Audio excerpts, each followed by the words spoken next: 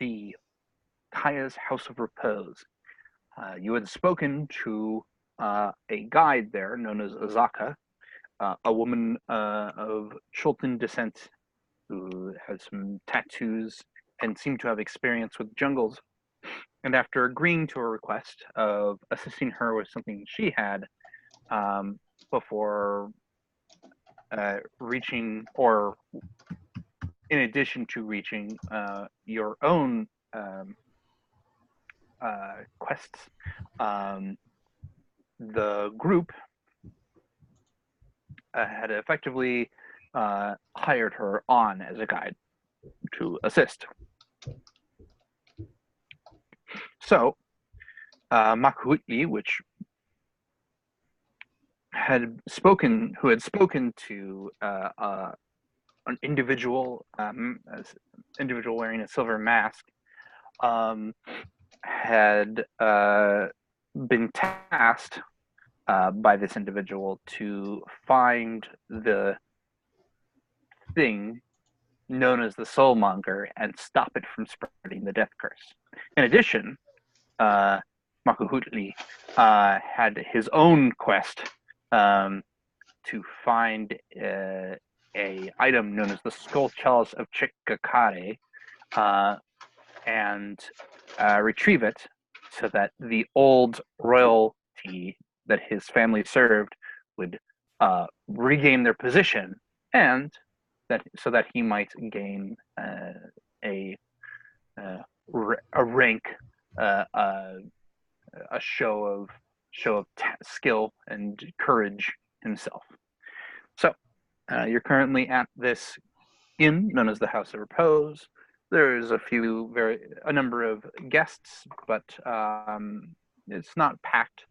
There's only about 4 or 5 people here, and they seem to mostly be keeping themselves talking and generally just filling the space out with whatever business they have to attend to. What would you like to do? Starting with you, Chris, since you are the head of this operation at this point.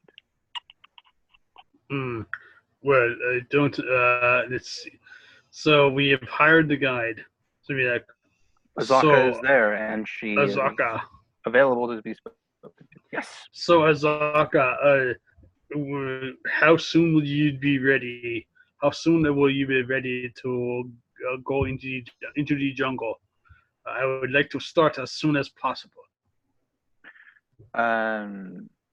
She seemed to consider this, and then says,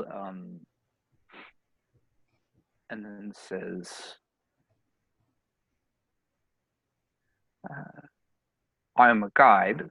I can tell you how to get from one point to the other.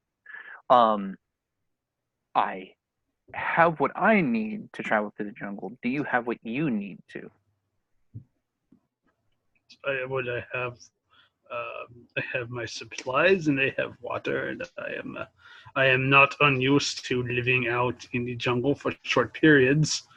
But what would you suggest that we should take with us, and how long would we have to prepare for this trip? Go ahead and roll a nature check, since you are from the region and you have explored a nearby jungle area. Fuck's sake, internet. Hello?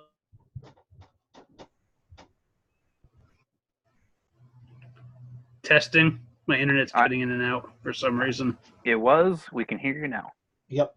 All right. So, Izaka, how long a trip would it take to get to the mouth of the river, where it's the only place that I have a clue of where to go? She considers that, and she says, if all things fare well, I could see it taking a month.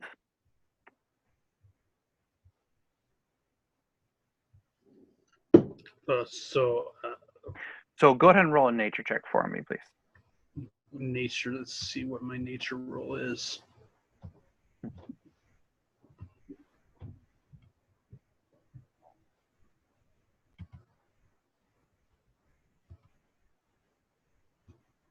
Oh, it does not want to let me.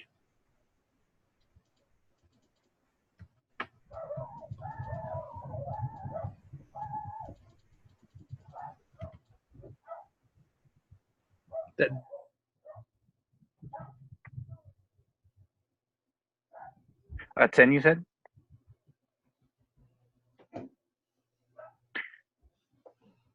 Is that what you said, 10? Chris? oh. Can you hear me? Hello? I can hear you now. Oh, wow, you can only it will only like apparently I have to have this window on top for it. Like I don't know. I have no idea why, but I got an 11. 11. Okay. You have gone into the jungle before. You know that it's a bit. It does take a bit to get through the jungles of Chult. But a month seems a little long to you. The other thing that you know for sure from your experience in the jungle is that you want to get insect repellent.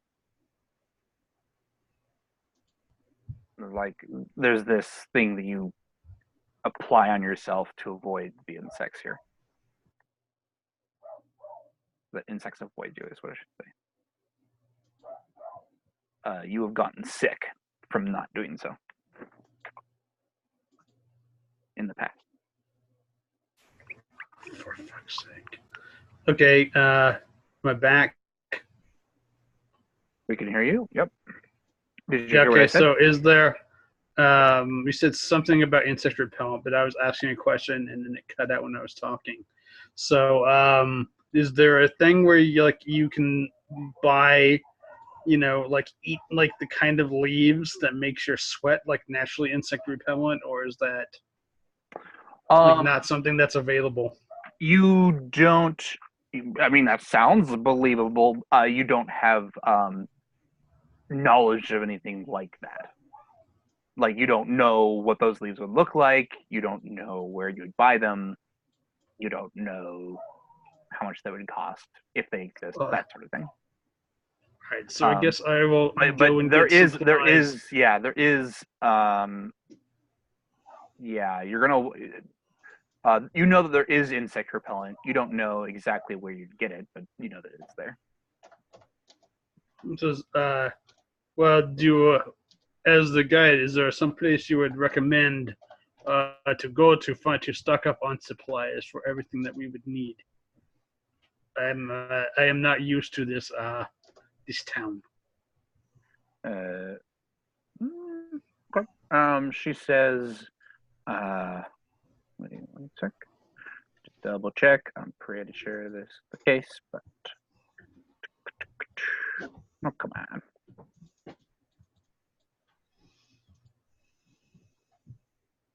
31. Got it. That's why I have that.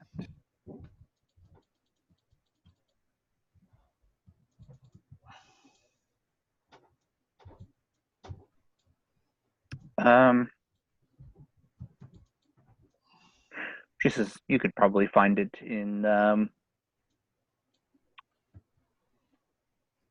bazaar.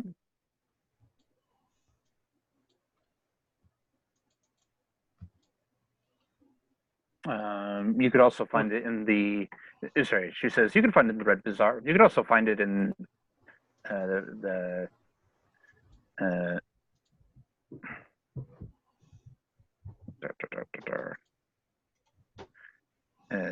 in the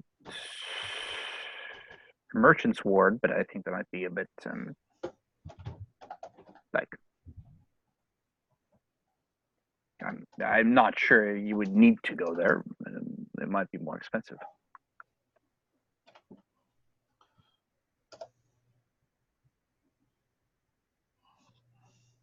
We're currently in the Red Bazaar.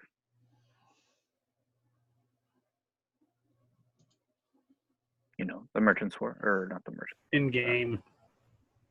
the market work. Yeah, say it again. Yeah, what time of day is it in game? It's a good question. Charles, what time of day is it in game? Uh, let's see here. I know a good way to find to be fair and find out. Oh It's no, 4 o'clock. 4 o'clock. Hey, when in doubt, roll it out. Yep, agreed. That's why I had you decide.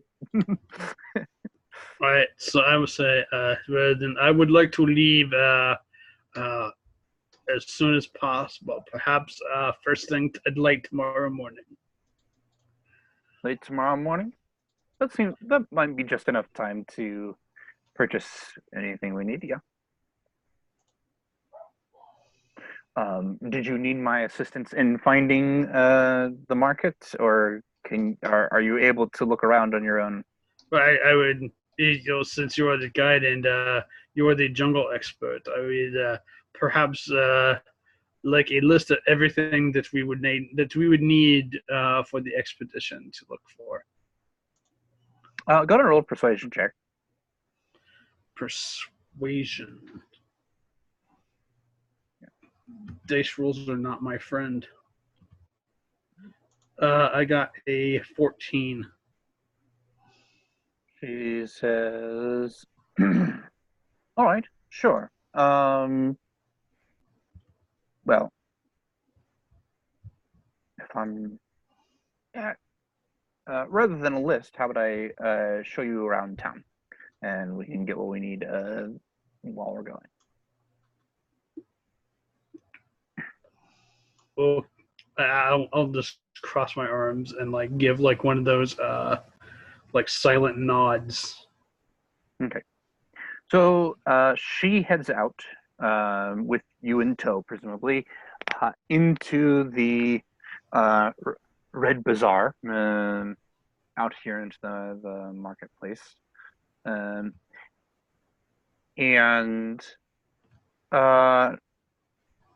pretty quickly, she finds a store selling insect repellent. You can see that it's being sold in two different versions. There's a block of incense you can light and burn that repels insects from it. And then there is a gourd of salve, basically set into a kind of clay jar that you can apply, and it protects them. And the seller is like saying, come here, come here. The cell is waterproof. This is great. It will last you a week, kind of thing." And I'm here. 2 gold pieces. 2 gold pieces. And you can see that she is haggling with this guy for the insect repellent. She does pause though, and she turns to you and she says, "The trip could be quite long. Are we thinking?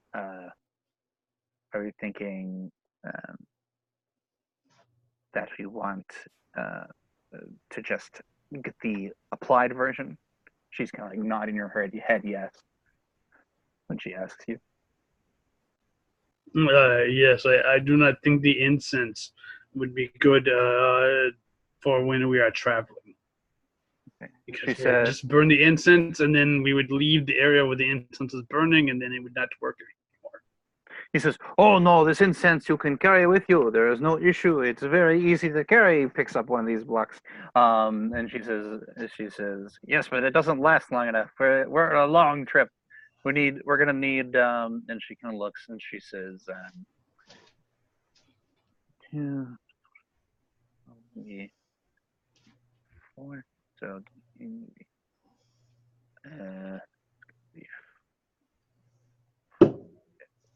she's gonna say, we're gonna need at least 3 of these." And he says, "Ah, great, 10 gold pieces, 3 gold pieces." And then he goes, 5 gold pieces, 4 gold pieces.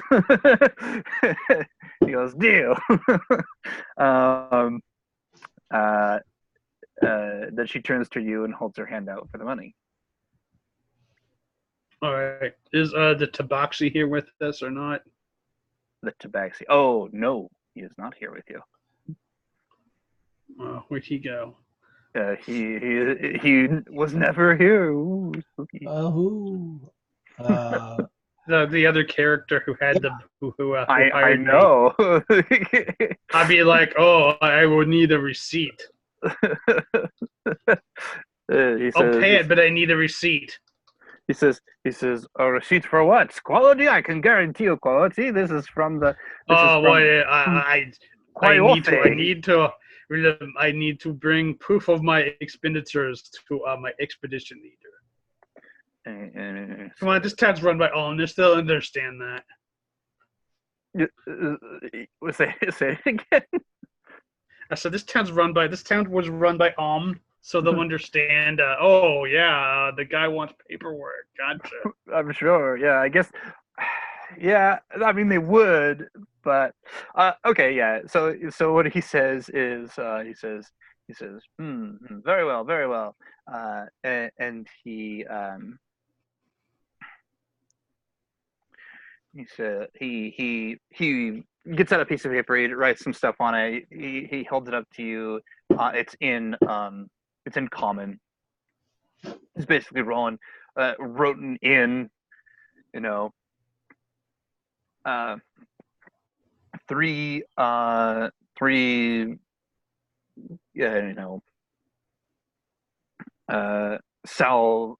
insect repellent salve gourds of some quantity, good for 20 applications each, lasts no less than 24 hours, and has his signature on the bottom. And then he puts the gourds out, puts the paper out, and says, all right, so 4 gold pieces for the salve and 1 for the receipt. You'd be like, 4 gold pieces plus salve. I'll hand him 4 gold pieces. Okay. And act like I don't understand the rest, and I snatch it up. He is going to try to beat you to it. Roll sleight of hand or acrobatics for Dex. All right, let me see here. What have I got? My character sheet is acting up for some reason.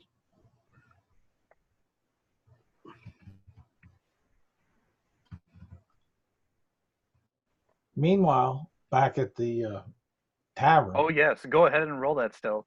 Well, no, right now. No, okay. Tazzy would walk up quietly to the big cat walking on 2 legs, and he'll. No, I'm gonna stop you here. Okay. There's no big cat walking on 2 legs in currently. Okay. So for clarification, this game will use who is there. And he's there in. Wait. Oh! I didn't see you there, Phil. My bad. That's why I just out of curiosity, was Philip there when you looked for the cat also? Because I completely missed that. No, he came in after okay. For the. He was in the chat. He hadn't said anything yet. But. Okay. My bad. So yes, I guess. Yeah. Well, we'll just say he's still at the inn. Yes, that's where. And all Taz is going to do is walk up to him and say, where did all your party members go? I was hoping to be able to sway them my way, but I did see that so-called guide. I got a 10. Okay. Yeah, go for it, Charles. I was just going to say, I was going to direct them that I did see that so-called guide take your little dwarf guy on out through the front door. So are you speaking, Phil?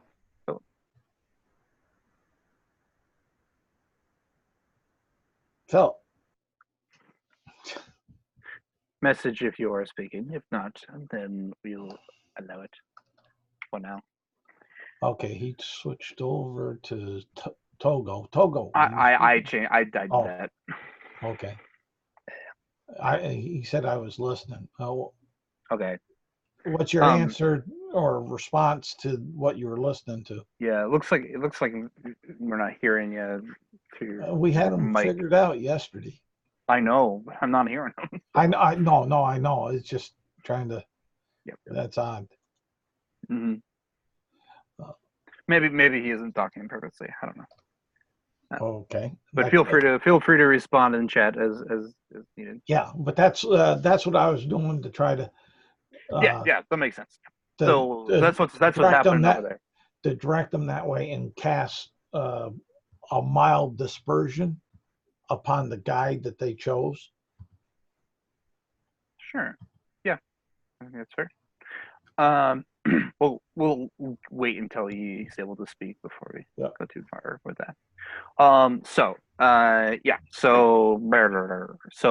you got a 10 total, is that what you said? Mm-hmm. So you try to grab it and he snatches it first. And he says, "Oh no, this is for 1 gold piece. The paper and ink is not free." That seems a lot for paper. He says, "It's official document. It has my signature. I have to be careful." Payment the money? I tell you what, if you give me I need the documents in order to be able to pass the expenditure for this for the expedition. So I will add that to the account that I do as soon as I administer this receipt to my expedition leader. And I'm basically going to try to fast talk him into just giving it to him. Yeah. Roll persuasion. Okay, this is not going to work. Can I roll intimidation? Because I'm trained in that. If you're trying to do something different than fast talking, maybe. Can I try to do intimidation instead of persuasion? For fast talking, no. Or do you want to add something? Is that what you're trying to? You want to switch to intimidating this guy? Well, let's try and see where I roll first. Yeah. Fair. Oh, let's see here. 17. Persuasion, 17? Yep. That's not bad at all. Yeah. With my... Yeah, -1. Yeah, I'm following that part. He goes, very well, and he hands you the paper also. But he does take, and you put the gold on the counter or whatever of his shop. Okay, so he takes that too. And then, so you've acquired 3 of these lords, easy to put in your bag or put on your side or whatever. And Azaka's gonna look. I'm just going to tie them in a knot, like all together around the lip of the thing, and like kind of just carry it over my shoulder with a rope. I like it a lot. Azaka does kind of look at you as she continues to lead you into a different area of the bazaar. And she says, "Did we want to grab the person who has your money? Because the next thing will not be as cheap." Oh yes, we should do that because he has all the expenditures. Yes, and so she leads you back to the House of Repose. You could have gotten there on your own, but she does. No.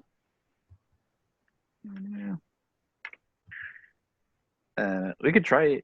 So, Philip, if you wanted to, we could try switching off of Zoom. Do you know if a different program might help?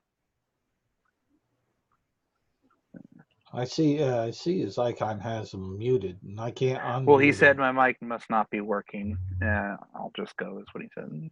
Yeah, but I was just looking there up on the top, and that maybe No, uh, if he maybe it was just as simple as being muted. But you yeah, see. I don't think I can just. Okay, so he just left. All uh, right. So, so we'll still say that all that still happens. However, um, okay. So, give me a second here. So all this still happens. When Azaka says speak to the person who's leading the expedition or has the money for the expedition, we'll just, for convenience sake, your character was thinking of the person who hired you in the first place. So you're looking for Sylvain if you wish to do that. You can decide if you don't want to do that yet, but you get the idea. Okay, but last time I tried to talk to her, she blew me off. So She did totally, yes. um, uh, uh, however, Tatsi, you're the person yes. I'm interested in here at this point. All right. So you are currently at the House of Repose. Um, did you wish to head somewhere, follow people somewhere? Well, while at the house, he sees this in his mind. He won't say it out loud, but in his mind, he's thinking, I see this wannabe guide coming on back. It must have got lost already. Yeah, yeah, they hired the right guy. Yeah, yeah, yeah.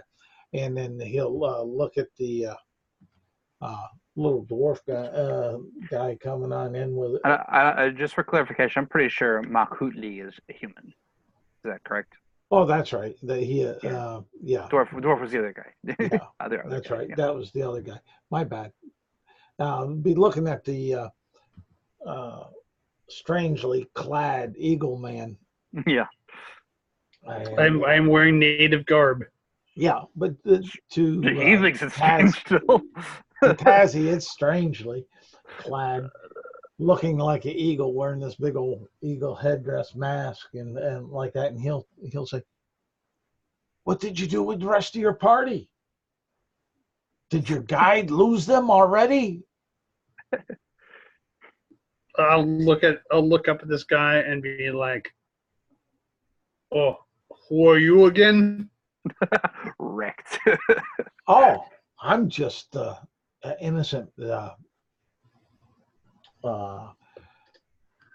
person here in the house taking a little bit of drink, and I was looking for a little bit of work, but I overheard some of this conversations that you and your party had a little bit earlier with a couple of the guides, as far as that, and no, I've just been sitting here, people watching and partaking into the repast of the day here as twilight wants to come upon us. Yeah. I'll nod. Yes. Oh. Azaka is kind of looking at you, like, better watch it, kind of thing. But she hasn't said anything. I'll just like as she like goes into this thing, basically talking in circles. I'll just like kind of cross my hands over my chest and just be like, yeah, like totally dismissively. Yeah. So yeah, so so Azaka says, so who is this person who had hired you or had provided funds for this? Oh, I was told to talk to the big cat man, but it seems that he has disappeared. So there is another one who hired him, I think, who was human pale mage in white mask. Tatsi would whisper a little loud, but not at full voice, and say, "This is the first time I've ever seen a guide lose his customers right inside a bar in a town. Oh my God!" Are you whispering that in the sense that Yes, like Azaka can hear it, or who are you speaking to? I'm whispering that so whoever wants to try to hear it at the bar without me talking at the level I am now, just a little bit more hushed, Right. Yeah. almost Azaka's like, definitely trying to listen to you. So yeah. Yeah. Roll an intimidation check. You're basically good. Bluff would be acceptable, or deception would also be acceptable. all right. All right, that's a crit on the there, but there's no such thing as crits and skill checks. So I mean, let's 20 see is pretty here. good. Pretty good start. Well, I'm trying to see what I got. Oh, it doesn't matter. Intimidation, deception are the same. That'd be 22. Um. Yeah, she punches you. Yeah, she considers this for a moment. Like she's looking at you, hearing you talk, and like she's doing the same thing, Yeah. like physically that Makahutli is doing. Okay. Um, but uh, uh, there's like a pause basically after you say this, and then she just go and then like she's thinking about something, and then just yeah, it just comes in swinging. All right. um, I roll initiative, I guess. I don't know if anybody here is per se involved or Okay. surprised, but Let's see here. Well, that's a 9. all right. Did you want to roll initiative as well, Chris? Or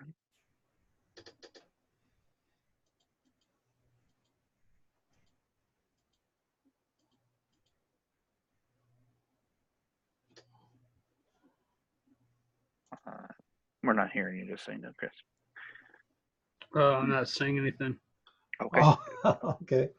fair enough. So she will go first. Oh, maybe you said something to me, but like I said, my internet's cutting in and out for some reason. Okay. When she punches him, I'm just gonna like give like this huge, like deep laugh. Well, we might want to see how much her punch hurts before you laugh about it. Okay. But yes, we'll get to that. I don't, because I'm not sure either yet. To make sure it didn't drop you in one hit. Okay. So okay. Uh, okay. So I don't think that hits you. Does a 9 hit you? No. Okay. So she swings. You dodge. Um, and yeah. He'll. She'll make another attack. Oh, okay. So she has. She has 2 attacks. Yeah. Okay. Does a 20 hit you? Hell yeah. No, she won't hit you. So. Okay. So you take 4 bludgeoning damage. Okay. So she swings at you. You duck the first blow, but she came with her other fist, just boom right into the kidney, and yeah, Bakahutli is laughing. Okay. And, all right. Well, no, because it's like you talk shit, get hit. I know. Yeah, I know. I agree with that part for sure. Yeah. That it's your turn, Charles. All right. And as he's straightening on up, he's mumbling a couple words, and then he's just going to breathe kind of in her direction, which is casting poison spray. Okay. And let's see here. What's his DC on that? She has to make a con save, DC 12. Yeah, that's She fails. okay. Let's see here, and that will be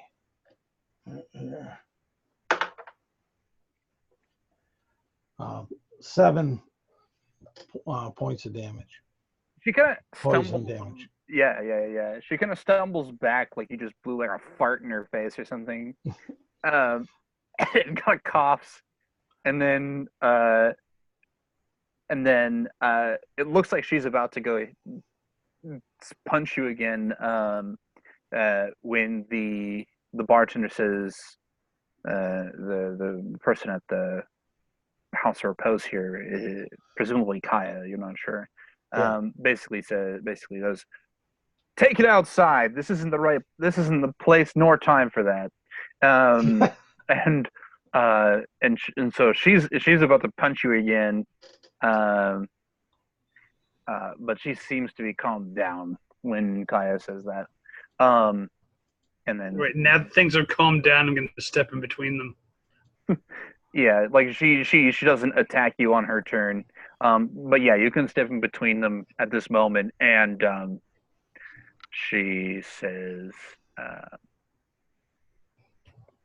she turns to Makahutli and says, well, if your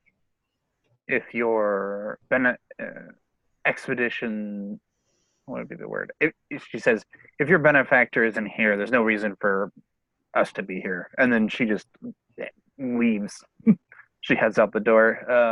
I'll wait outside. Is what she says. Okay, when she hit him, did she like knock him down, or are we gonna roleplay it that way? He didn't get knocked over, but she punched him kind of in the side and the gut.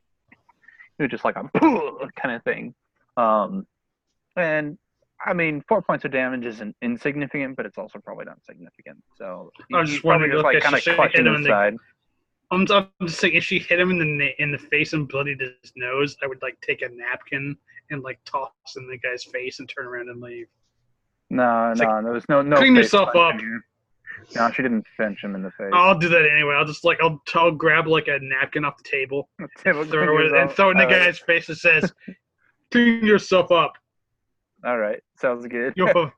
And I'll turn around and leave with her. And Taz would say on his throwing that and whatnot, and says, "I hurt her more than she hurt me." Oh. Seems good to me. Go ahead and roll that stealth check now, because I think they're leaving this place. Oh, well, I mean, if he says that, he's saying that to the back of my head. So he is saying that to the back of your head, yes. But everybody in the room will hear it. So oh yeah. And like not turning around to face him, just as I'm walking away, it says, "Whatever you need to believe to get you through the night." Oh boy. Yeah. rough.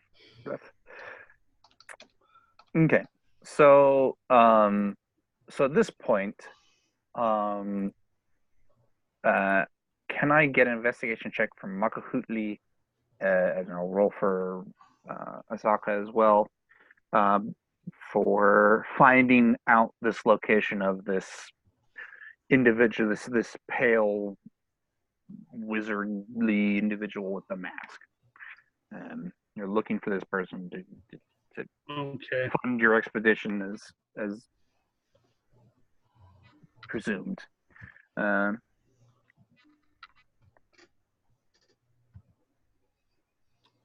right, I got 16. Okay. So Azaka and you're kind of traveling kind of near each other, asking people around. Azaka is not having any luck. But you managed to speak to. Oh, actually, let me do this first.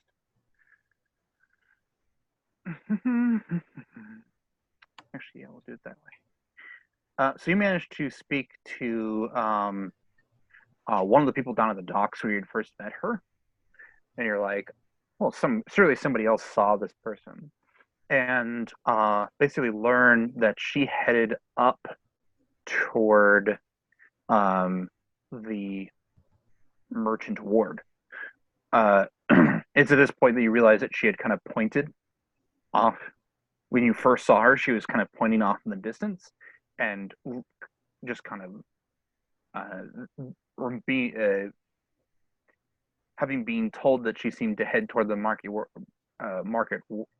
ward, I should say, that she was pointing in that direction. So you're like, that's where we need to go. You know that most of these merchant princes, quote unquote, not real princes. There are multiple of them, and that there is a place where you can kind of ask to meet with them, if that makes sense. As to whether you will find them or whether you'll be able to meet up with them is unknown. But you know where she is, and you know how you might be able to speak to. I guess I'll head there then. Okay, so do you attempt to go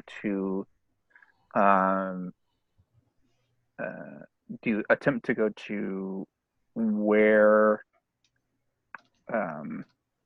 she was pointing, basically? Like, do you attempt to go straight to this merchant prince that she basically went to, or do you try to go to the place where a person might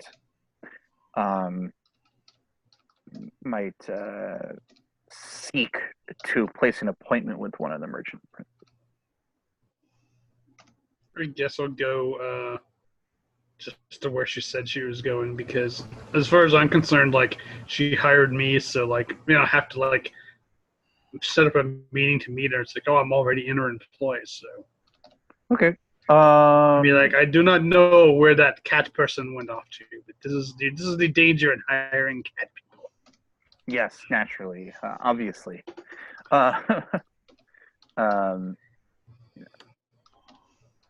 Okay. So. Okay. Okay. All right. So you are heading up toward this place that she's trying to stay at, up at the merchant's ward. Let's see. As you do so, you are passing by the. Let me just double check this real quick.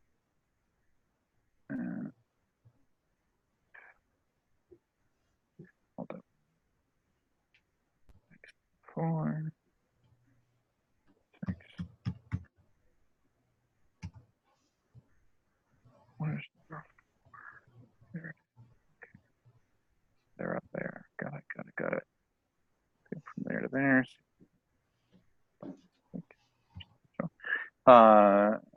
Then you'd be going up that direction.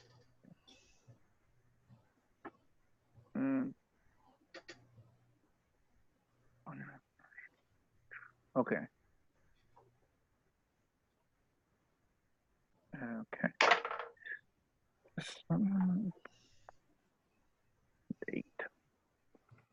So as you are traveling there, you kind of have to go around because the way to get up is kind of out of the way. You actually pass by 2 of the temples in the area.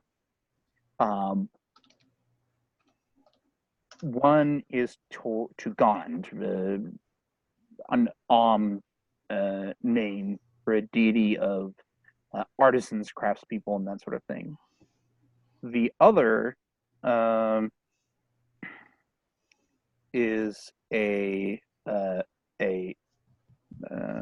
deity of fortune tellers, diviners, and those sorts of things, and is kind of was widely and is widely worshipped, like is a traditional deity of Chult, and many people still pray to Savras, which is the deity of that church. As you basically as you go by, you notice that three kind of, you might say, suspicious. They're not. They're suspicious in the sense that they are all foreigners, and that they, and you can tell because their dress is not as colorful as it should be, and because they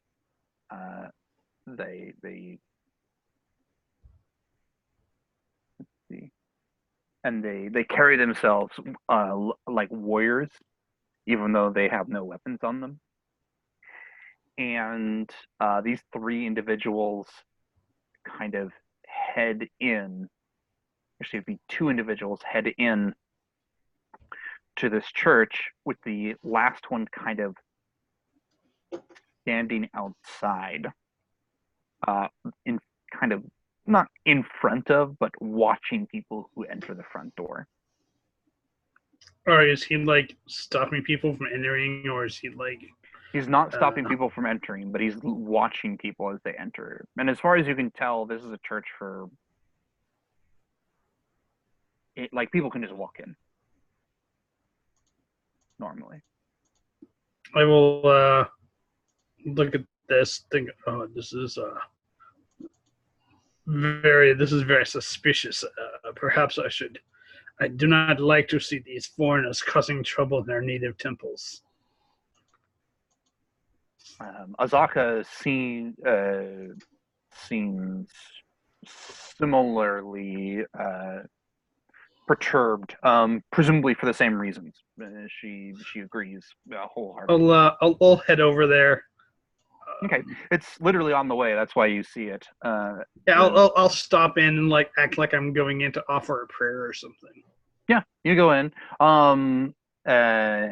And as you head in, you actually notice that the guy who's at the door kind of watches you two go in and then goes in himself. As you head in, the head of the church, Grandfather Zitembe, he's in the midst of a heated conversation. They are asking him to cast a spell to aid them in finding a person. What is your passive perception? I do believe that's an 11. Okay. You don't catch the name, but you do catch them kind of hold in a way that does not attract attention, but you're looking at them, so you notice a rather nice looking ruby. The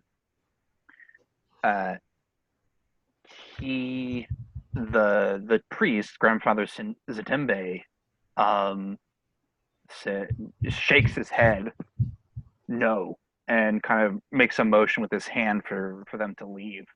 And they kind of look at each other, and one of them kind of goes for like his hands near the weapon on his belt, and then the third one that had followed you in just kind of shakes her head no, and they kind of look at you two, you being you and Azaka, and then they leave. Right, like if I see the guy, I'll like kind of put my hand on my axe handle. Yeah, as he walks by, and give him one of those, like, you know, when you lift your chin up and go like, just sup. Like, sup. I saw you. Get out of here, bro. Yeah. Yeah, and they just scowl, and it's at this point the head priest, kind of noticing this interaction, kind of comes over to you, and he says, "Greetings, thank you for your uh, presence here at the Temple of Savras. What can I help you with? Oh, I merely wish to offer my prayers to Savras for her good fortune on our journey that we are undertaking tomorrow morning. A journey? Spiritual journey? Or it is a spiritual journey as well as a physical journey. He kind of nods and he says, "What do you seek? Perhaps a priest of Savras has something to tell you." Well, I do not wish this to get around too much, but I go into the jungle in order to seek the heart of the nation to restore its heart to this nation. And as I kind of nod back at the door with the foreigners that have left, who are now occupying, Cholt. Right. And he seems to nod appreciatively. See if he knows what you are referring to. And he says, I probably have like tribal tattoos that would denotate yeah, like that I am of like it wasn't a very high cast. check. Let's just put it that way. He says I could do. He says I could consult the guides if you need assistance in finding what you seek, but perhaps you could tell me what these people were asking about. These rude foreigners. I'm talking to him and I'll talk to him in Cholton now if he like. Oh yeah, Like there's a non-zero chance that you just swap to Cholton as soon as you started talking. Like you all three are clearly Cholton. Probably all can speak it. You do notice that Zaka is having a little bit harder time following, but you're not sure why. She's clearly Cholton. Like there's nothing weird about that part. But he says these foreigners were looking for a person by the name of Artist Symbol as to whether their intentions were good or not. I cannot say, but it is clear by the way they held themselves that they did not come humbly. Well, this is the way of these foreign devils in our land. They come in with their steel and they think that they own the heart of the people. He nods, like yes, you understand. Go ahead and roll a persuasion check with advantage.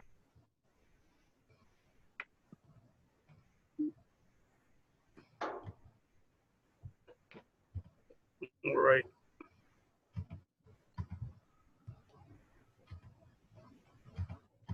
While this is going on, what would sorry. Yeah, go ahead. You see most of this, the lead up, and then these three people exit. The door to this temple is the main door, and therefore is probably not. Well, I'll send you a message about it.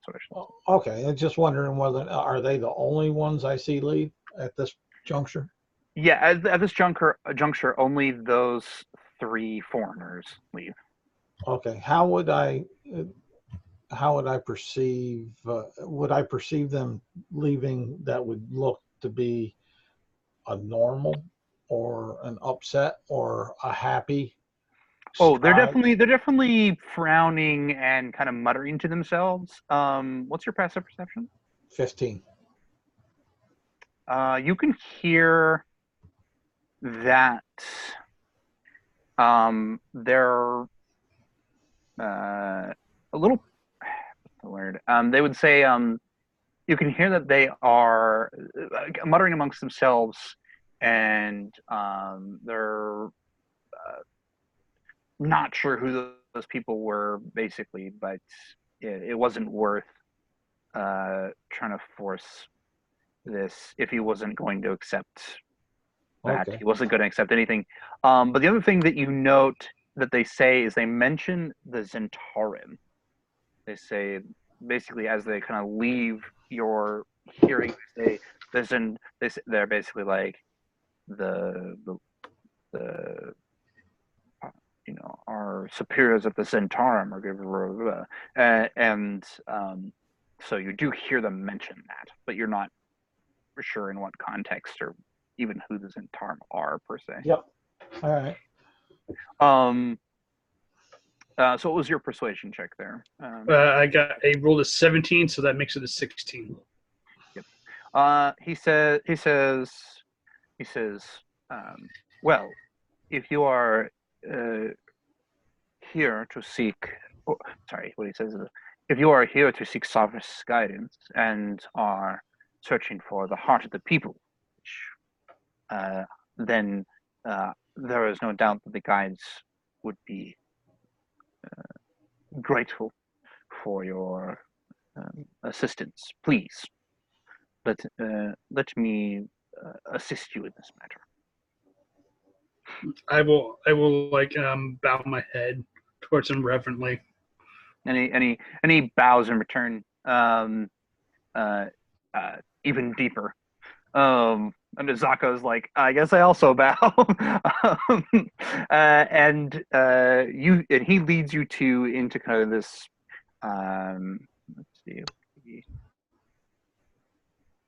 This kind of, so the building itself is this kind of great dome shape, and it's like a huge building, and like when you first enter, it looks like the entire dome is just one room. That's what it looks like. You can see in the middle there's like this glass or crystal huge thing, just like at the top of the roof.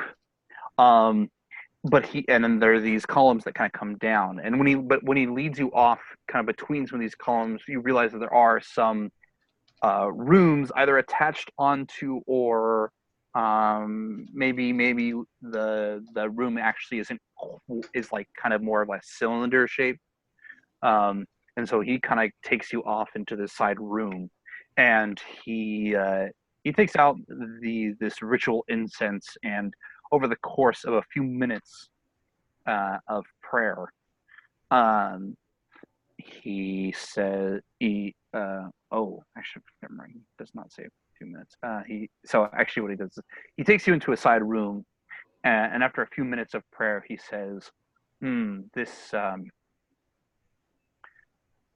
it seems like this object you are seeking is well hidden. It may take me some time. Come back tomorrow, and I will let you know what the guides have told me. Yes, I will come back. Would at dawn's light tomorrow be sufficient time, honored grandfather? He nods. He says, yes. All right, I'll do that, and I will like just leave a little something in the donation plate on my way out. How much do you leave? I'm kind of poor, so I'm just gonna leave like a silver piece. Yeah, no, that's totally fine. Okay, so you Azaka does the same actually. She leaves like a silver piece as well. And you two head out. Let's see. Go ahead and let's see. Yeah, sure. So Charles, you look around. this is kind of the nicer end of town, but you do notice a kind of you know, a young boy who is presumably out shopping for somebody, either as a servant to them or son, who is around. Do you? I'm assuming you go up to speak with him. Yes. Okay. What do you say? You approach. He kind of notices your approach. And Tatsi would say, young lad, would you want to make a couple coppers? Simple task. He kind of considers this for a moment, and you can see he's like looking at like what is effectively a bakery. He has like flour in his hands, like a small bag of flour and some other things. But he's like looking at like a donut that's like 3 copper pieces, and he's like going, maybe. And well, if you can do this task for me and do it well, I will go ahead and I'll give you 2 copper here and now. If you complete it successfully, I'll give you 2 more at the end of it. All I need you to do is to go ahead and go up by the church over there and go on in and just be very excited and holler that down on at the harbor there's a catman that is fighting and melting down, attacking all the longshoremen. And then just leave. He seems to consider this for a moment, and then he says, actually, I'm going to do this real quick. Go ahead and roll persuasion. All right. Ooh. Let's see here. That will be persuasion. Okay. That'll be a 12. Yeah. He says, okay, yeah. Catman, right? Yeah. A black catman. He nods. He kind of holds his hand out for the 2 copper. Oh, the Taz would give it to him smilingly. Yeah. And he heads in to the church, and he shouts at you. You hear this. Everybody hears this. This kid basically say, "There's this, dark furred cat, the cat folk down at the docks. It's going crazy. It's fighting everybody." And then he says this multiple times. A few of the people kind of take note, and then he runs out, and he kind of runs straight back to you, basically. And Tazzy will give him the 2 coppers. Okay. Which he spends soon afterward. And half merrily makes his way. You see a few people from in the church kind of come out and look at him as he's doing this, and he's just like do. And can I get an insight check from Makuhutli? All right, let's see here.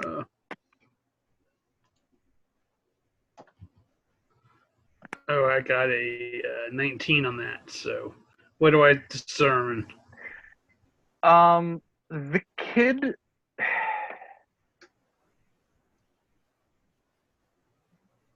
There's something about the way the kid is saying that tells you he's a little too excited. Like, the docks are kind of far away, and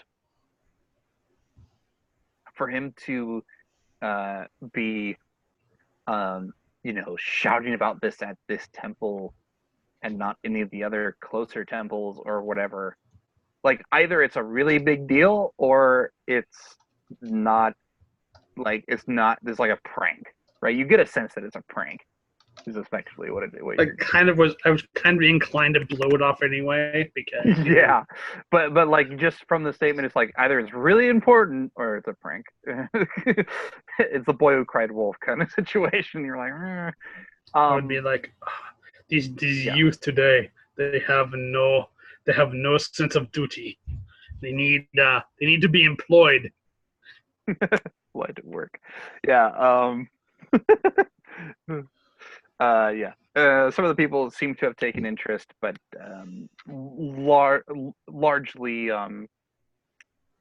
basically, like one or two people are checking it out, and probably that's because it's their business to check it out. Like maybe a dock worker is going out and be like, "Hey, is work still happening?" And then maybe the other one's like, "Oh, like a sounds like a cop problem to me." So yeah, it's like a guard or something. It's like, I guess I better check to see if they're doing their jobs or whatever. I will ignore it and head back and head on in the direction I was going to try to find Cinder's Silvermane. All right. So you head off in that direction. And you arrive at the gates of um, the merchant prince that was where she was pointing when you first saw her. There are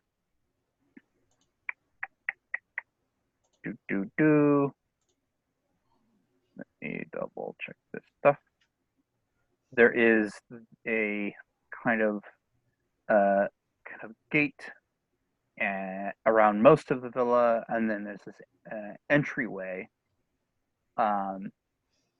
and this entryway has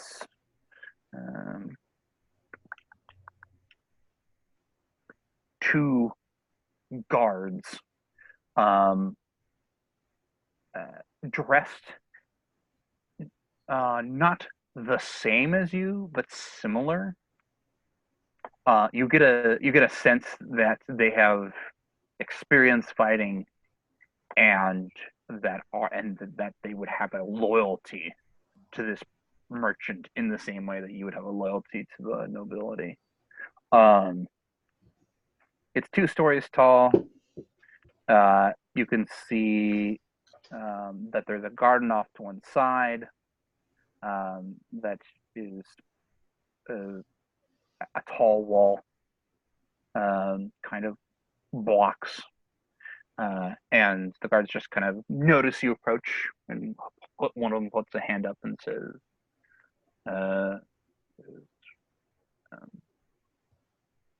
"This is the house of Ill repute. Ill repute. No, this is the house of Wakanga Otamu. State your business and approach no closer." All right, I will take one step forward. Actually, like just because he told me to approach no closer, so I take one step. Yeah. I'll be of like, course. I am here. I am in the employ of. Did I ever get her name? I don't think I did. You got her name from the cat person. Okay, I am in the employ of Cinder Silvermane, and I have receipts to and I have important business with her regarding her expedition. They kind of look at each other, and they one of them kind of nods at you, and the other one like there's no words exchanged. They just kind of look at each other. One nods at you, and then the other one heads inside. And you can see 2 other guards similarly dressed and employed come out to kind of watch you. and not long after, the guard from before comes out and says to you,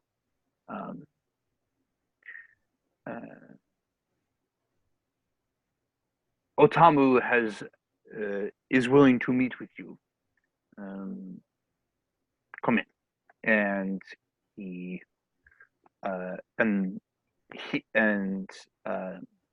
the two guards basically lead you in through the main entryway. As they do that, I'm going to kind of puff my chest out and strut like I'm somebody important. Fair enough. Zaka follows you in, but less strut oriented. You can see that there are rugs, swords hanging, and flames of various colors seem to alight various torches. And you can hear soft music being played. The main foyer area is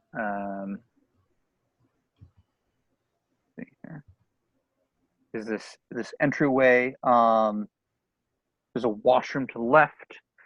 You can see there's kind of this area immediately prior that lets you drop your weapons off. I assume you do not. Well, unless they take them from me. They have not asked for them yet, no. And I'll you can keep them on me. Okay. You can see the ceiling is 2 stories tall, and in this case, there is a fountain, but it's there is no wall around it. There's just water that comes out of this water fixture in the middle and goes into the drains immediately around it. To the right, you can also see there's this sitting area with decorative columns, rugs, comfortable pillows, and such, and narrow windows that look into the garden. And the 2 guards that have led you in, one of them stops at this kind of archway that leads into what looks to be like a grand foyer with like circular stairs and such. And the other one kind of just heads in.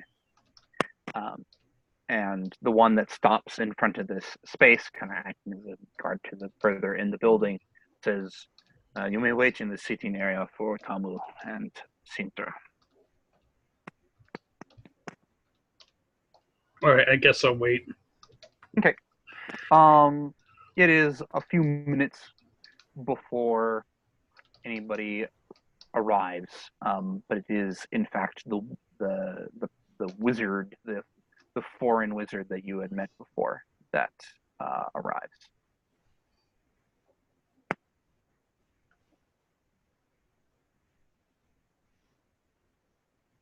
I'll nod to her when she enters. Hello, I spoke to you yesterday about your expedition, and I have news. Yes. She nods and she says, "Did you not find?" She says, "Yes, you did. To what news do you bring?" Yes, well, I have a lead that might lead me to this thing that you seek. I have employed this guide, Azaka. She nods. And but it appears that that cat that you hired has disappeared. She frowns and she says, well, she says,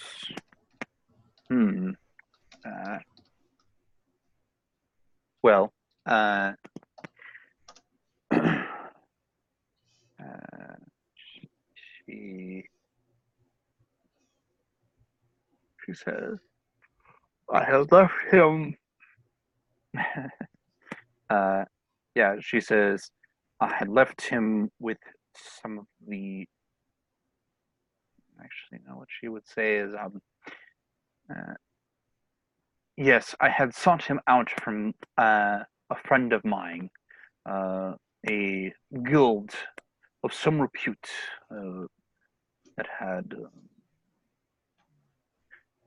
the adventuring type who might be able to assist us with this issue with the death curse. But they were privately employed. What they do with themselves, I cannot speak for.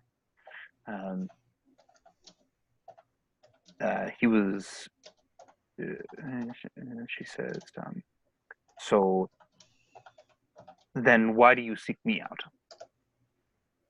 Well, it appears that our goals are aligned, but there I do not know what happened to this person to employ, but he seems to have disappeared with all of the expedition funds, and I have receipts for purchases that they must make for a prolonged trip into the jungle.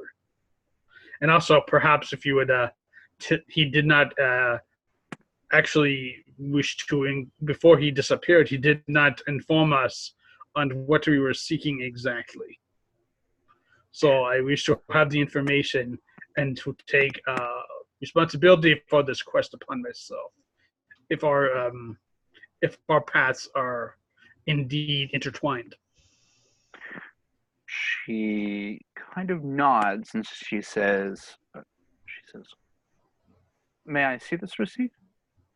All right, I'll show him the receipt. She looks at it and she just looks at you carrying these 3 gourds, these 3 things, clearly labeled. Kind of got this. They're slung they're slung over my shoulder. Right, yeah. And she kind of nods, and then she says, "Very well. It seems that you have taken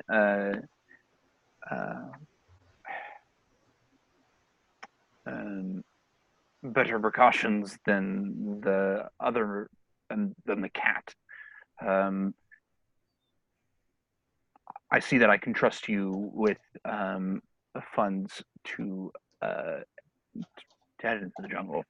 And she says, "One moment, I will need to retrieve some of them." And then she heads out, kind of past the garden to that foyer area. Out of the seating area and into the grand hall area. While she is gone, which is a few moments, it's like somebody must have been waiting. A man, kind of a Chultan man, extremely well dressed, brilliant colors, headdress, just lavishing his look, his makeup, the full kit and caboodle, comes in, and he doesn't come in and speak with you. He walks over past these kind of columns that separate the seating area from the fountain, and he kind of and the washing area, and he kind of looks at you two, and he says, "Asaka, pleasure to meet you here again." And she kind of nods slowly, and he says, "And you must be the man who is assisting my good friend. Can I get your name?"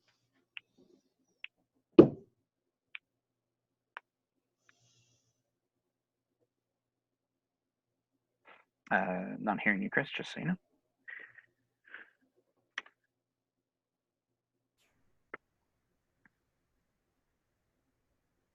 He's off trying to find some catnip. Okay, well, I guess. Repeat that again, because as soon as you say the important thing, that's of course when it's gonna die. Yeah, naturally. We all know this is Murphy's Law. It is inevitable. Go ahead. Well, I mean, I heard Azaka. Pleased to meet you again. And that was the. And yeah, and then he turns to you and says, "And I hear you are the man who's assisting my good friend with her expedition. Can I get your name?"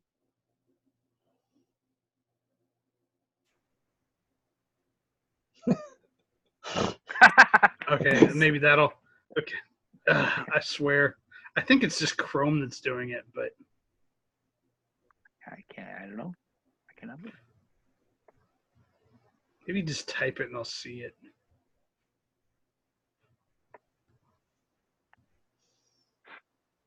Good.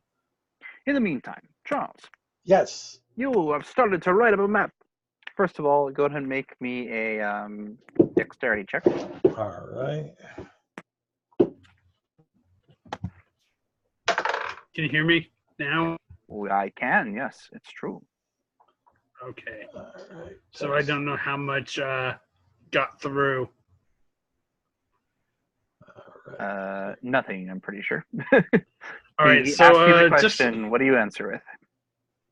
all right. Well, I missed the question. Is what I'm basically this is coming up with. So if you could just, He is asking for your name. that's just I am Mahahotle of the whatever like I decide to be like my clan tribe's name. Family name, probably. Yeah. Whatever you decide. Yeah. And he says, pleasure to meet you. I am Wakanga Otamu, one of the merchant princes here in this beautiful city. He says,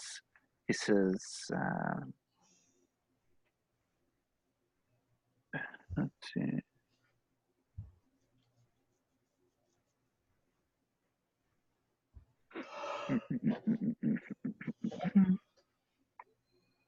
He says, now, I don't know if you know much about me, but I am assisted friend Sindra in procuring this map that she has given you, and I deal in various magical items. Normally, you'd have to pay some, you would say, tariffs on such things. But if you are going out into the jungle for my friends, perhaps we could arrange some fair prices. If you are looking, I was promised payment in magic items. Oh yes, of course. Of that there is no concern, I assure you. What I mean is, if you wish to procure magic items for your trip, you merely need to ask me. You and your what sort of items do you have? What sort of items do you have available? Good sir. Well, that would help on a jungle trip. He says, I am no market storekeeper, but potions of almost any kind and spell scrolls. I'm sure there's no doubt a few magical procurements that would assist you. I imagine that such a list would actually be quite long. But if there's anything in particular you're looking for, I just wanted to make sure you had a friend. I am no slinger of spells. Oh, you don't need to be able to cast to use the potions. Of that, I can assure you. Would perhaps potions of healing and those of to keep the Bora Bora away. The jungle diseases. He says, oh, yes. Well, yes, a potion of healing would be no issue. As for one, well, as we call it, antitoxin, I could procure that without any issue as well. And he says,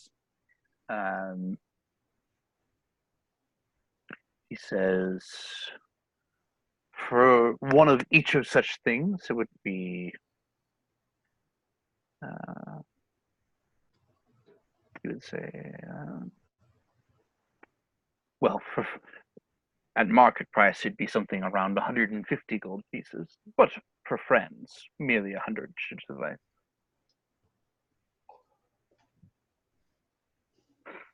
It's around this time. I'll look at him. Yeah. Go ahead. It's around this time that Sindra comes back, and he kind of smiles gregariously at her, and you don't see her response because she has a mask over her face, but she's carrying some money on her. Do you say? I will look and says, "Well, I am not underwriting the expedition."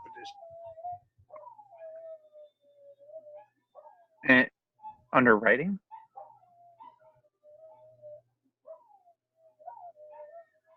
Say it again, Chris. Underwhatting the expedition? I am not. I'm saying the expedition. He kind of nods and he says,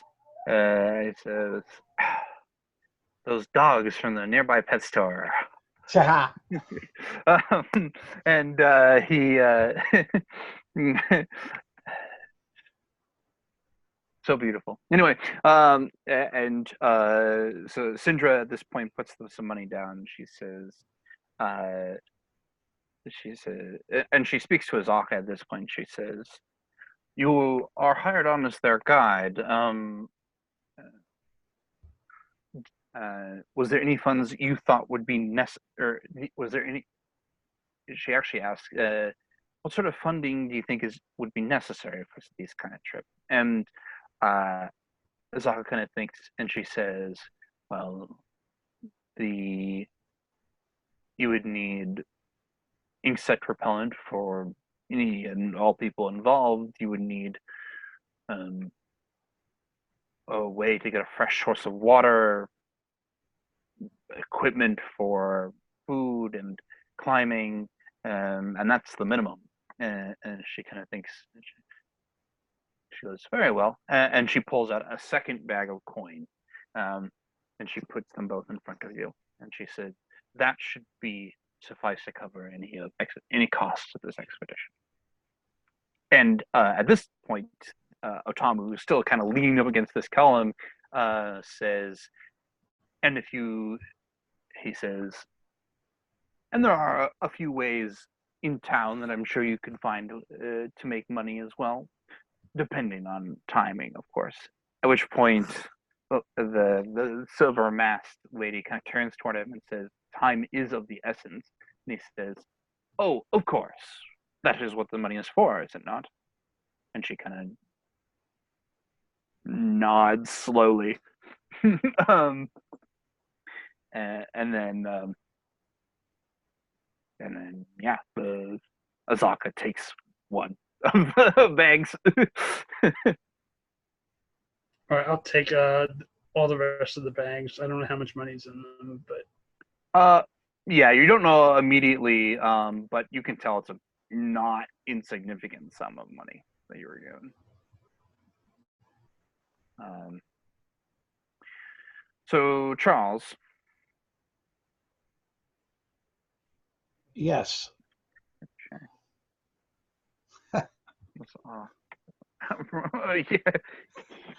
Yeah. No. So you're kind of making this map of this area, and can I get actually what is your passive perception? That's what I want to know. 15. 15. All right. Oh, very nice. You are very lucky. Hold up. 1 sec.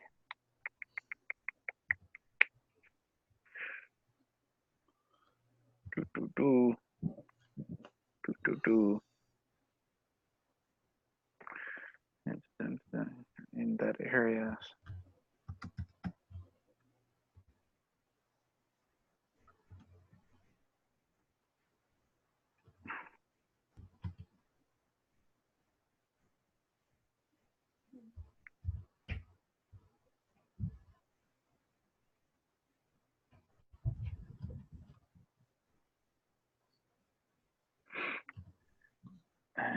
see.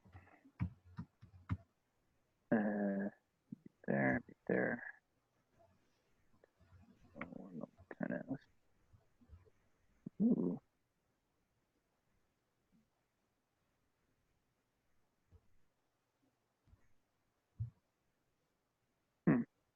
Okay. Actually, I like that one better. So I'll do that instead.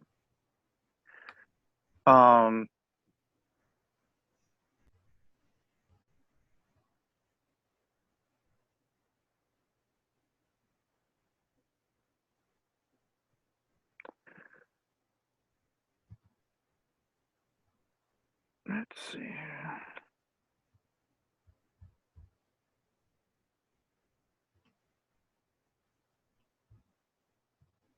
It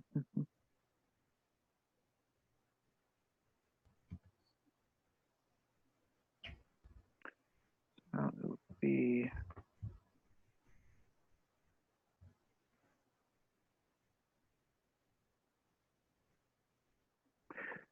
you.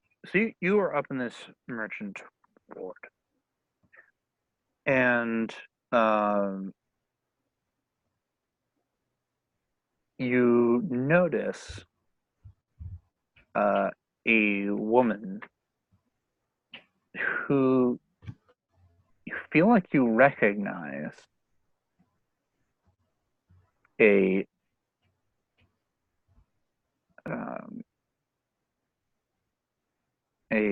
guide who you have worked with in the past, traveling from this current area you're in to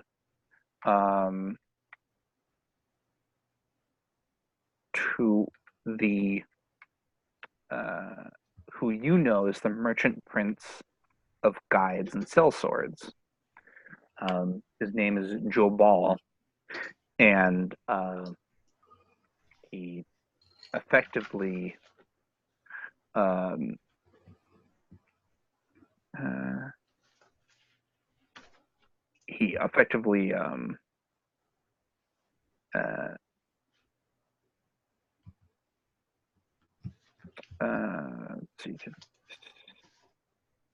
requires that guides in Port Nanzaru pay him to get a fair cut of what they earn.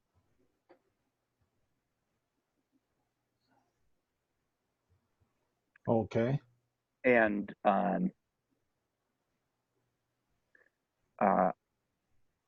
of this is interesting to you because, so first of all, you know of him because of your occupation. But the reason this individual is of interest to you is because you think she might have one of the better. She's one of the more talented guides. And for her to be heading to Jabal's place specifically is a bit like his place of residence rather than where he would drop off your money, right? Means that maybe she just came in with a good haul of money or something like that. Okay. She what race does she appear to be? Human. Human? Mm-hmm. Okay. And yeah, Tazi will watch her as she makes her way along, and he's going to pay attention to which entrance that she goes on in and out of. If he's around there long enough, he's still. Yeah, you're working your map and you're just in that area and you're like, oh, that's interesting. She must have. I wonder what she talked to him about, kind of thing. Yeah, wondering. I would imagine he would be wondering, does she have information? Right. Did she find something that uh, Jabal Ball was looking for? Um, running this through in mind with the party that he tried to get employment on. Did she find what they were looking for? Just that quandary running through his mind as he's doing his sketching. Right. Exactly. Um. Yeah. Yeah. So she comes in through the front door. And as you're doing your sketching, she leaves before you've left that area. And as she's leaving, she seems kind of distracted, maybe even a little annoyed by something. Um, and then uh, you see that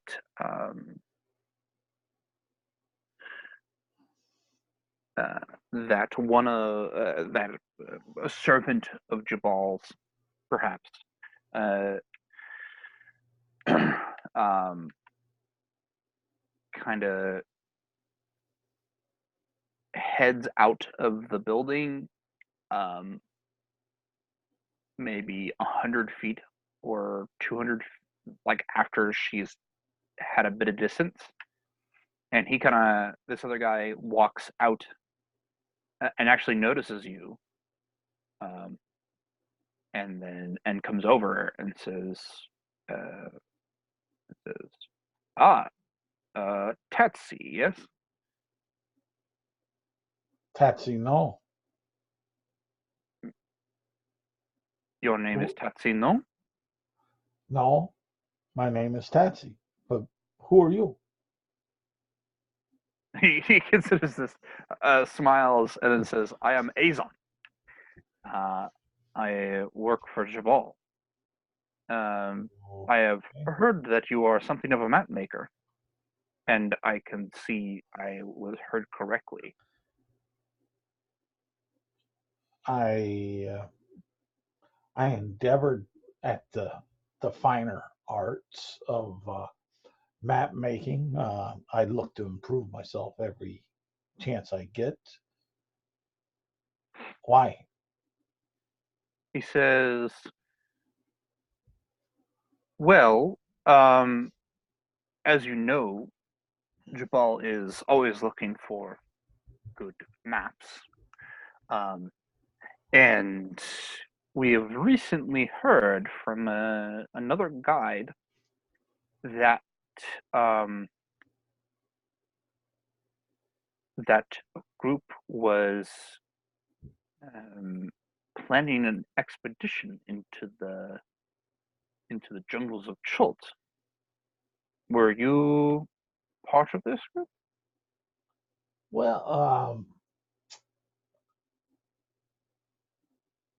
not by heart and silver. Uh, I thought I'd make a little bit of spare change with a group. I don't know if it's the same group that you talk about.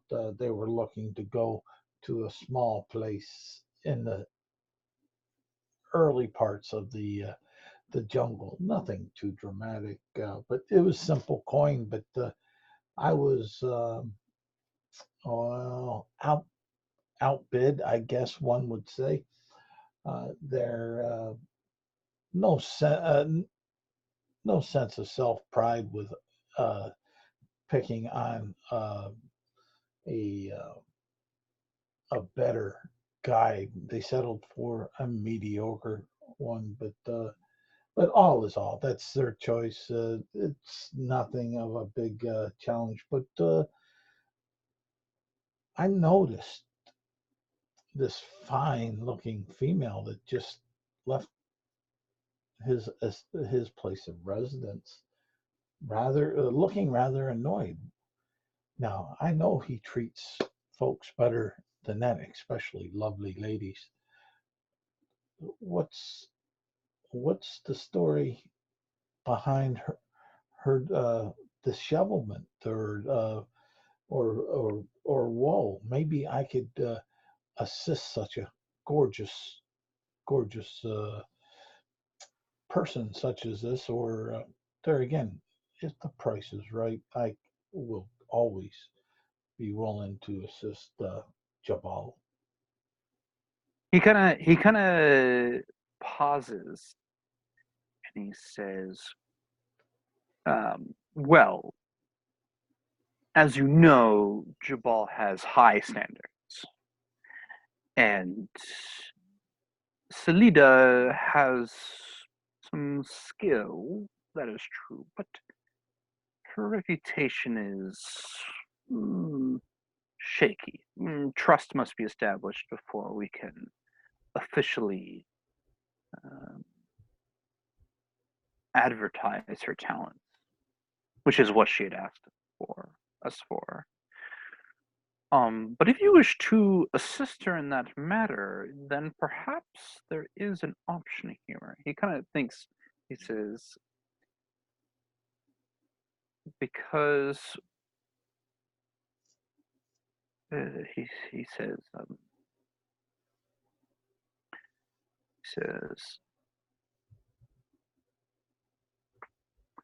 someone of your talents." Did you read my scroll that I did on that one little itty bitty ruin that had a couple symbols that I published and put into the Archaeological Society of the port? Yeah, and he kind of considers this, and he puts a hand on your shoulder, and he says, "Don't worry, your skills are not in doubt. That is not what I was considering. Here's the thing. As I said, Salida, her trust in the people who can back her are a little shaky. Of skill, there is no doubt, but she hasn't taken on as many long distance journeys, especially not as one as long as your own.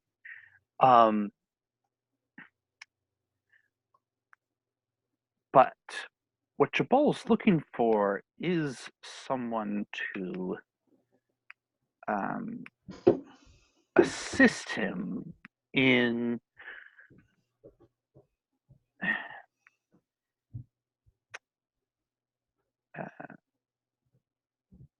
marking some of these further out locations.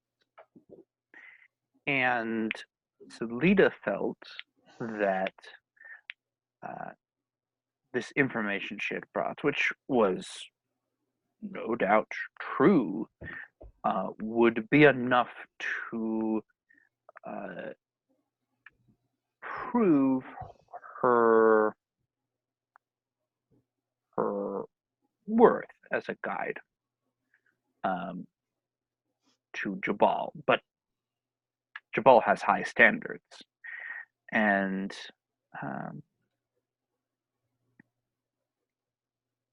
well, I happened to notice that you were creating a map, no doubt skillfully, and I was interested, and your reputation is well known. I was interested if you were wanted the backing of Jabal for yourself or someone else. Well, one and in return, perhaps you could find this expedition that we had heard of from Salida that was going a bit further out, a bit more dangerous, but something that your skills may prove to be more useful for. Well, one would be a fool to turn down any backing from Jabal or any of the merchant princes, for that matter, but especially Jabal. And Yeah, and he's just nodding to all of us, like, yes, yes, yes. and and if the deal is fair, and and if I can be of assistance to Jabal in it being a mutual and harmonious partnership, then I would entertain it in line with his guidelines of what he expects. He kind of nods and he says,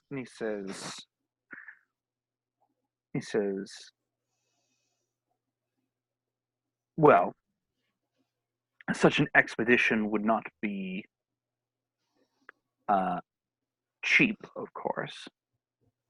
Um, we would be, of course, providing you with the proper documentation from Fort Valerian, and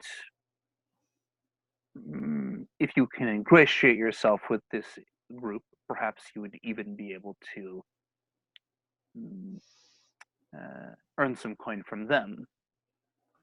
Well, That would be your own skills involved. But I would say the most important part here with this, and the reason why Jabal, and why I have taken interest in you here, is to have to map out these areas that they go to, even if not something detailed, something accurate. well, you know, to be of service to Jabal, and especially into a love that tinkles my cold, cold heart, such as Salitos are named. improving upon improving upon my art of map making. I would more than graciously do that solely for the favor of Jabal. And his favor you would have. Of that, there is no doubt. Then, Um, then my tools, my hand, my eyes, my knowledge, and my humble maps would be definitely shared with Jabal. he kind of nods and he says,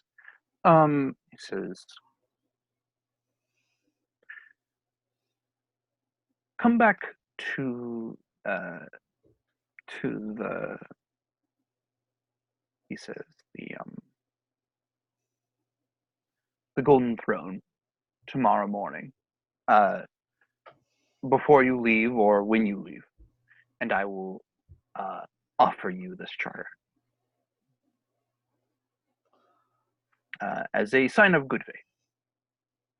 Well done, accepted. What time tomorrow? Since you, Jabal, through you, is the master, then myself being the master's arm is at his beckoning will, at his timing. He kind of nods and he says, I do not know when this other group plans on leaving, so let's make it the morning on sunrise. Done. All right. And he says, and he holds his he actually gives you a traditional Chultan, um, basically hand sign that is a handshake, right?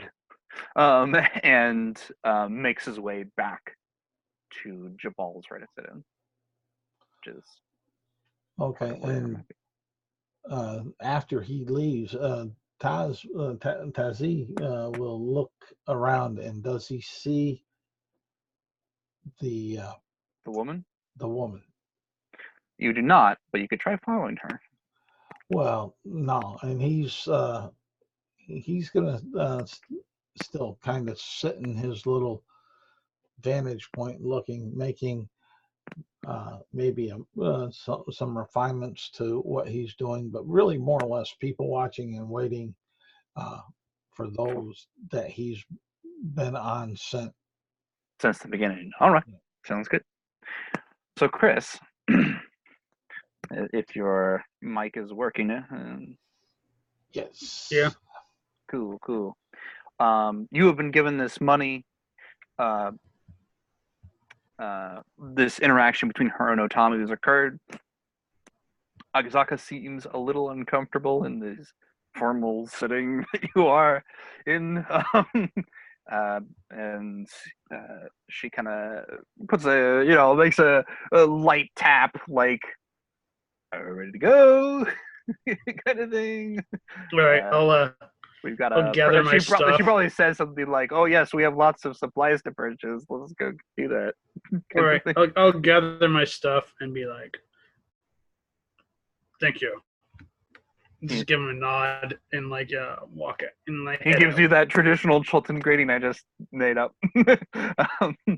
And I'll figure out what that looks like later. And Sindra says, "I wish you luck on your travels." She says, "Remember, in case the cat person doesn't get back to you, the death curse seems to be originating from something called the Soulmonger. Do what you need to stop the death curse, and see what you can do to find it in the jungles of Chult." I'll nod. This is I shall seek out whatever poison there is at the heart of the jungle. I shall seek it out and eradicate it. And she nods, and Ozaka leads you out into the thoroughfare. Charles, you see them leave if you wish to interact with them. No, not really. He's continue to follow. Got it. Sounds good. So Ozaka leads you back out. Well, she's probably looking. You can tell that she's as she's walking down back out to the southerly direction to leave the Merchant's Ward. You can tell that she's kind of looking around, and as you're about to leave, she goes, "Ah, there's one," and she heads over to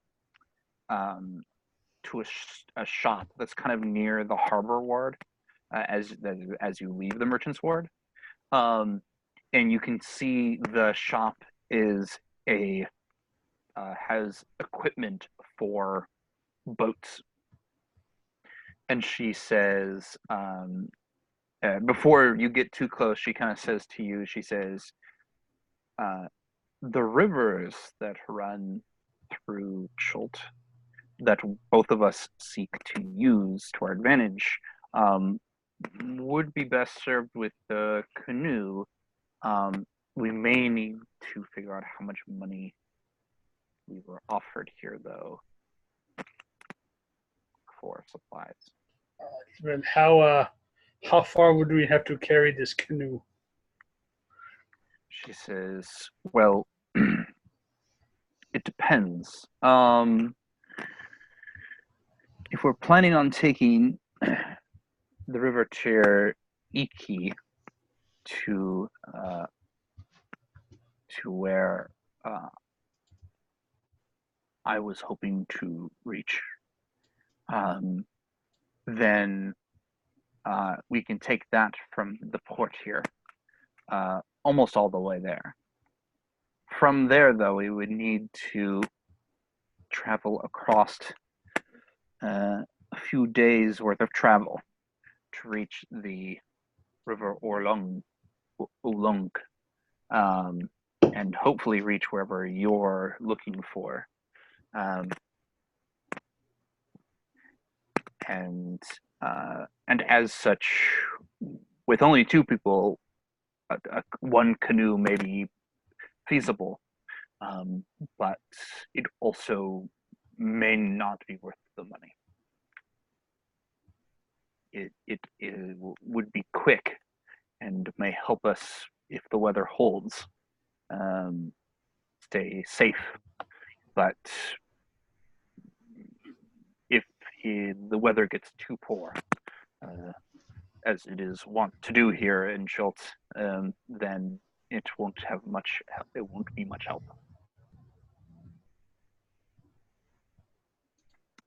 She does start counting the money though, just to get a sense of how much is in there. Yeah, I'll count it too. How much I have on me? Okay. It's 50 gold pieces each. Both of you were given 50 gold pieces. Okay. I'll just add that to my character sheet. Yeah, please do. She says, the other purchase that we should probably consider is our rain catchers, as you may have heard of them.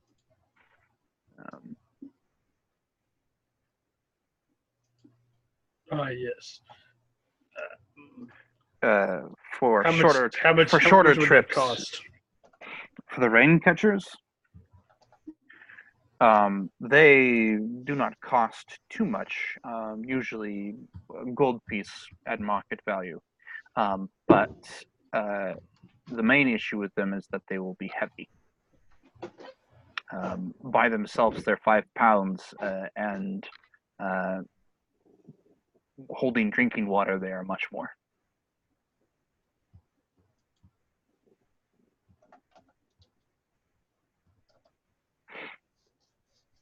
Alternatively, we could just purchase a barrel or some other amount of water that we believe we would need over the trip.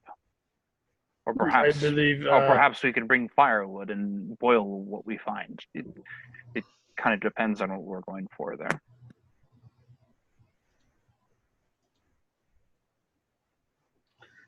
But if we were to move quickly, I do not believe that carrying a barrel of water would probably be the same weight as the rain catcher.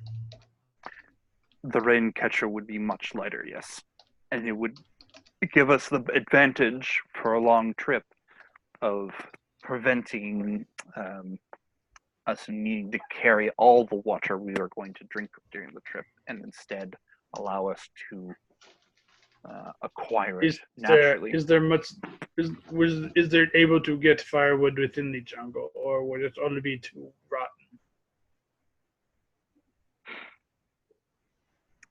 Rotten, no. Wet, more likely.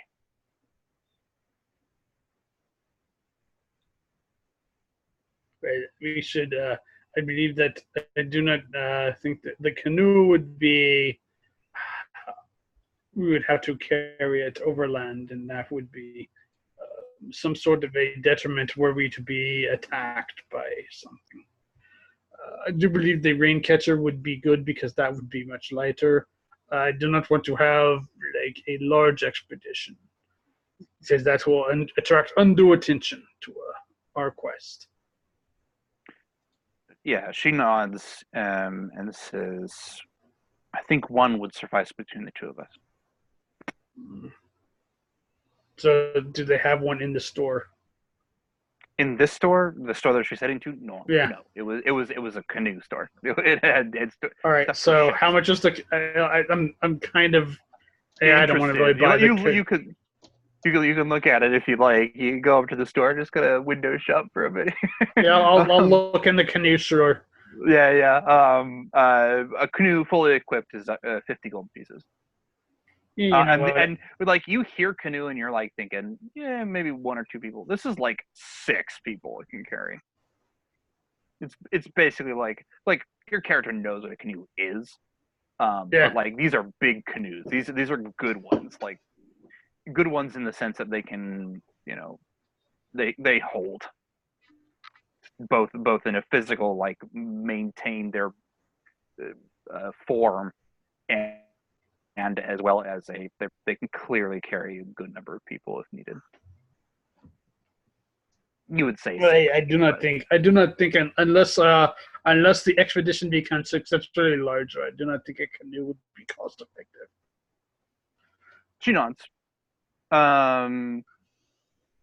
She then says, it is getting rather late, and the rain has not abated for some time. Let's get ourselves the rain catchers and make our way back to the House of Repose. Or perhaps we should go somewhere else so that dumb human won't be there.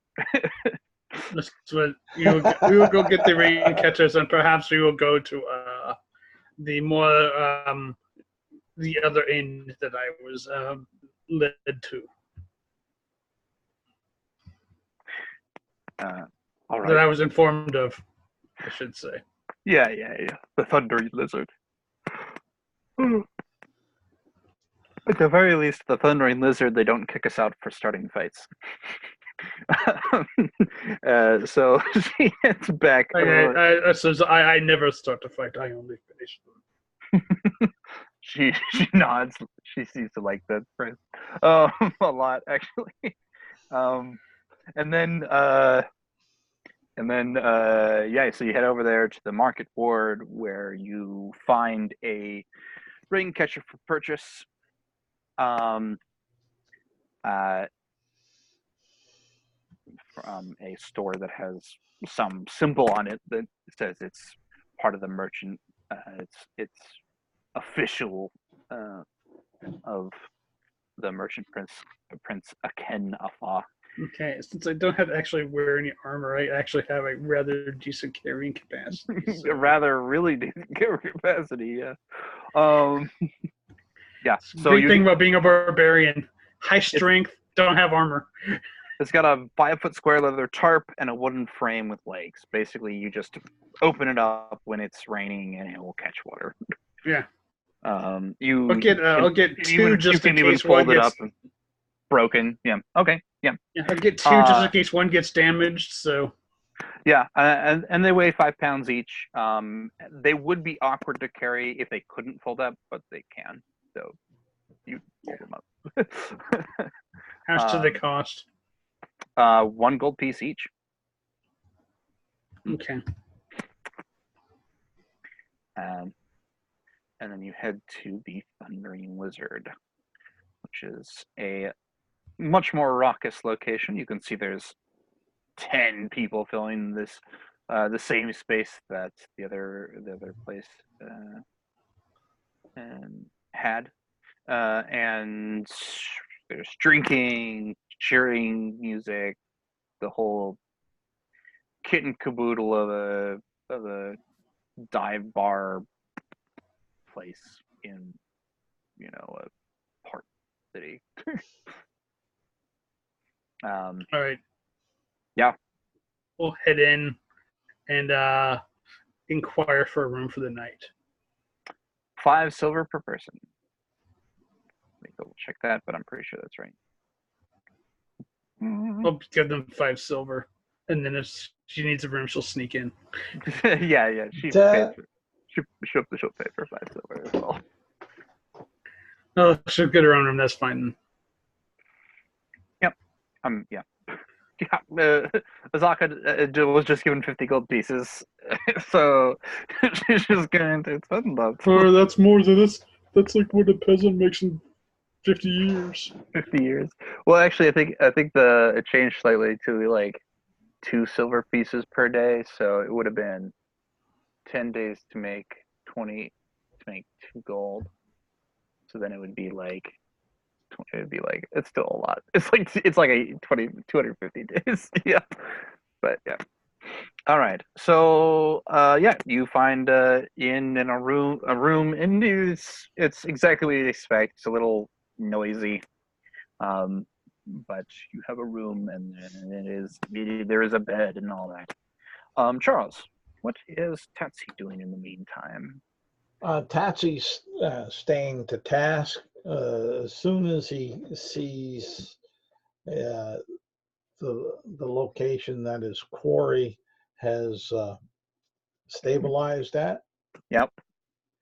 then he will go ahead and sit there for about 30 minutes outside with his hood up and cloak wrapped around him. And if he doesn't see them leave in that time, then he'll make his way back to the um, what was it, Raucous? Not Raucous. The The other Thundering one, Lizard or the House of Repose? House of Repose. All right. So yeah, you're out there for 30 minutes, and then you start making your way back to the House of Repose. Give me a second.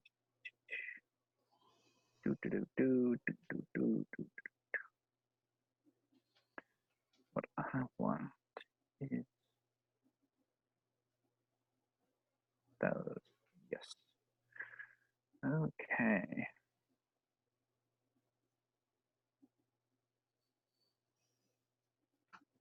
Okay. Uh, uh,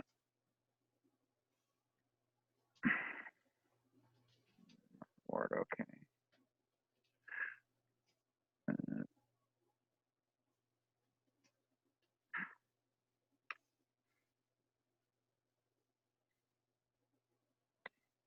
done there. Done there.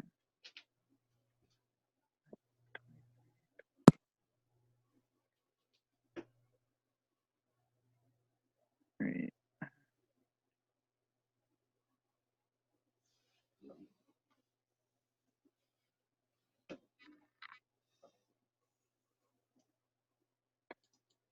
That. That. That. Okay.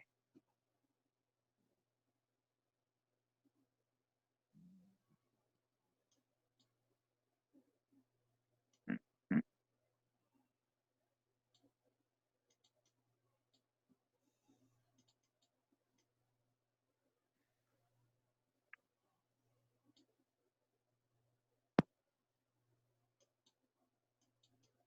All right. So you are making your way to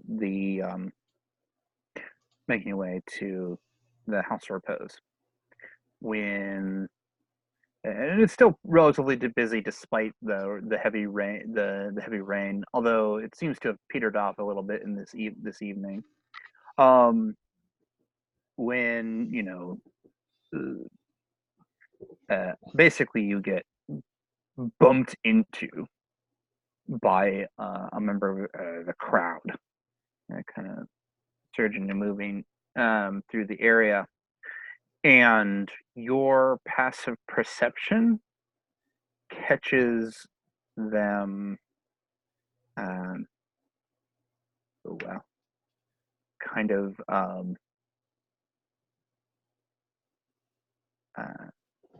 snatching something from you. All right. Taz would. They've barely moved away from you by the time like they bump into you and then you're like 5 feet next to you. By the time you go, I think you just pulled in my thing.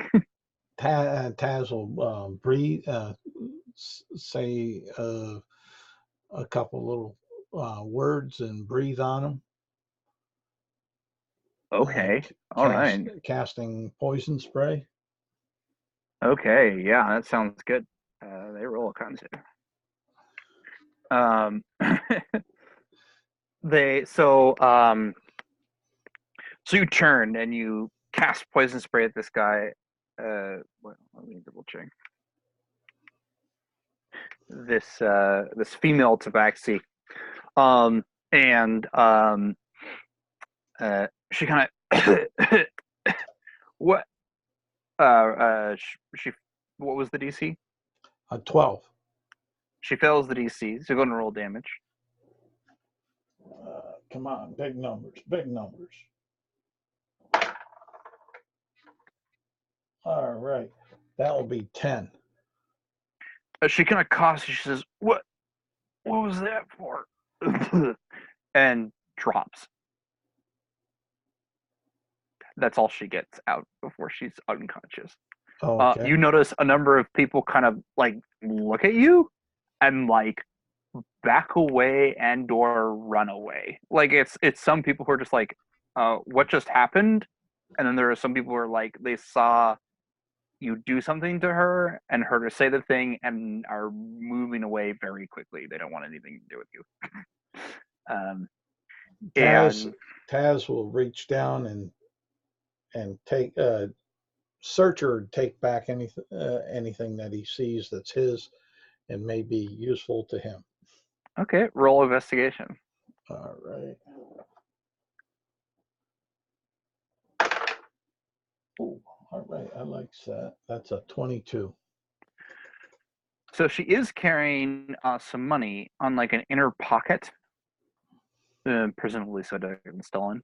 But it's not the pouch that you lost. Like you Okay. look at your money pouch, which is gone, no Yeah. longer there, and but the bag that she has is not the same bag. It's a different color and shape and stuff. All right. What was your total investigation? 22. Yeah, you don't find anything else of yours on her. All right. Then. Or I say anything else. You don't find anything of yours on her. Actually. Okay.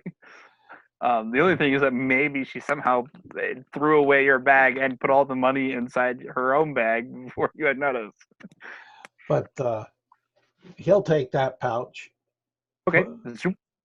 And then head off to the house of repose. Okay. So.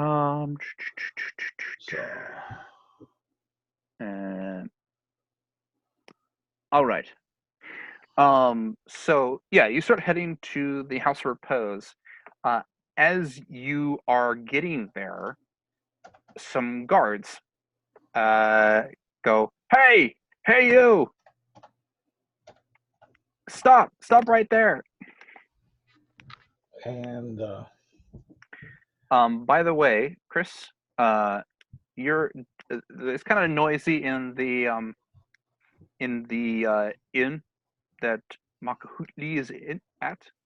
You're kind of in your room trying to get some rest, and for whatever reason, probably the heat. It's you go over to your window to let a breeze in, and you look out and you hear this, hey you, stop thing. You don't see who it is about, but there are some guards who are actually not. What's your passive perception, Chris? 11.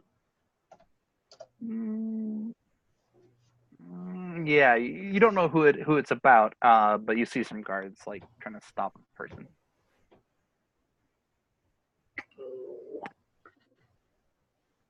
I guess. Am I on the second floor or what? We're on the third floor. You are on the third floor of the shop, but you're actually like less than a person's height from the street that you're currently at. Because the way the buildings are, the streets are angled and like on hills and stuff. Like basically there are streets on building rooftops or next Okay, I get it. So it's like it's built into the hill. Yeah. All right. Well, I guess since like I'll see that, I will just like grab my sword. I'll grab my axes. I forgot I have axes, not swords. And just kind of like head out the window and close the shutters. Actually, I've got all my stuff on it, so I don't care if somebody gets in. So, okay. But I'll make sure I'm carrying my stuff so I don't leave it behind, like the money on my person. Okay, that seems fair. Charles, is your character stopping when these guards are telling you to stop? No, he will move 30 feet and then hide. Okay, let's roll initiative so that we can start getting actions economy going here. All right. Dice. 17 for initiative. 17 for initiative. Okay. I got a 12. 12. Okay. Let's see what they put down for market word guards. Now here's the question: is how much am I going to role play the character with what's happened before with this guy who's like, basically just talk crap to us, got punched in the face, and now is like the city guards chasing him. Yeah, I didn't say you weren't gonna be. I didn't say you're gonna be on his side. I just say you might want to roll initiative. It's great. I love it. Okay. Let's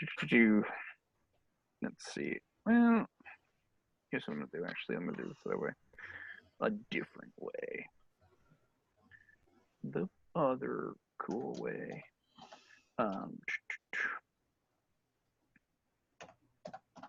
Monster Nest. Thank you. Humanoids. Thank you.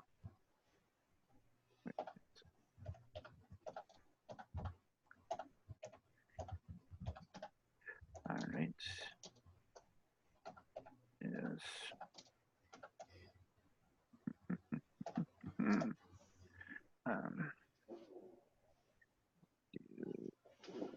Okay.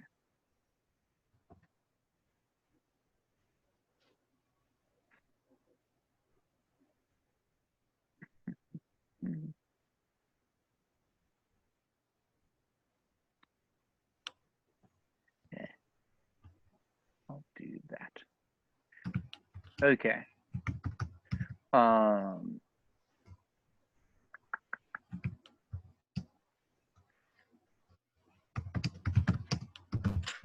This.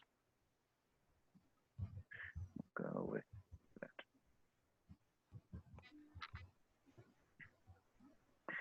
Okay. And they rolled a that. Okay, good to know.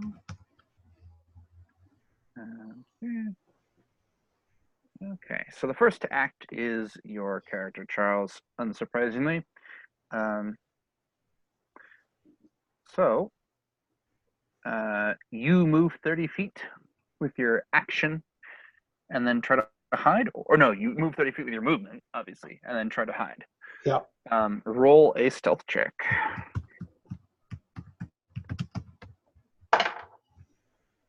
21. Okay. All right. All right.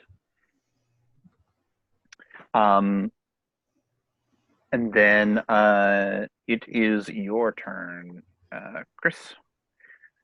You see these. You see. You didn't see who the guards were chasing, but you see the guards are heading off in a direction. Do you start following them? Is that the direction you're going? Sure, I will dash that way. All right. So you move 80 feet, 60 feet. I don't know when you get. I don't get. Actually, that's a good point. I gotta look this up, and it's dark in here, so I can't read because as we've been playing, it has gotten dark. No. Yeah, I'm in the same boat. Let's see if I can read by the light of my monitor here. No. I don't remember when. I know I do get fast movement. I just don't remember when I get it. I could look it up for you if you'd like. I got your PHP. Well, I have my PHP right here. I just got to read it by monitor light. Delicious. Okay, that is not until 5th level, it seems. Yeah. So yeah, it's just 60 feet. 60 feet. Okay, so you make your way up that direction. You still got probably, another 60 feet to go. We'll say before you catch up to their movement. Okay, and then it's their turn. They head to where Tatsi was, and then move 30 feet toward where Tatsi went. But because they were a bit further than 30 feet behind Tatsi at the time, they have not seemed to have noticed you yet, Charles.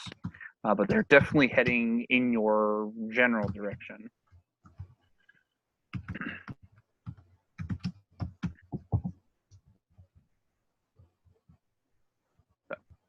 It is your turn again, Charles. Tatsi will stay in the hidden position. So you would use presumably some portion of building and nightfall concealment to hide.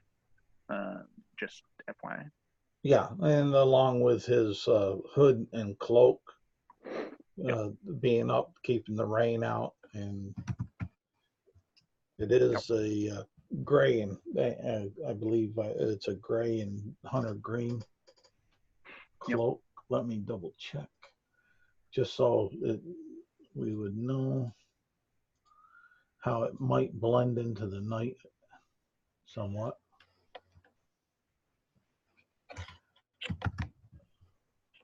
Let's see here.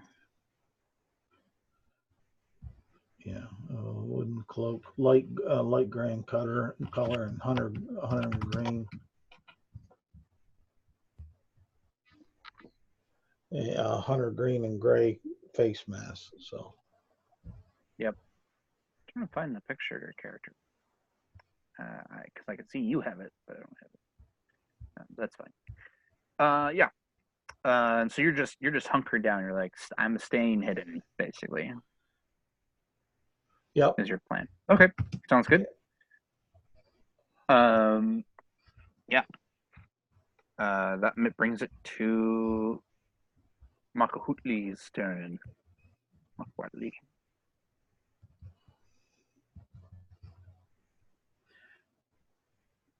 All right. I guess I will dash up to see what's happening like a looky-loo. Exactly. Yeah. So you have caught up to these guards, or you've caught up to where they pretty close to where they are at, and you can hear them saying basically, and probably both of you can hear them saying, he went this way, and one of them says he's got to be. One says he went this way. He's got to be around here somewhere. The other one says, "Come out. We already have your description. If you resist arrest, you'll be even more trouble than if you." Even more trouble than before. And you already are. What's the reputation of the law enforcement here? Are they like the LAPD? Roll a history check. History. Oh yeah, because I totally with advantage. have that. With advantage. This is something you. No, they're Archer team. Oh man. Well, that's a nat 20, so 19.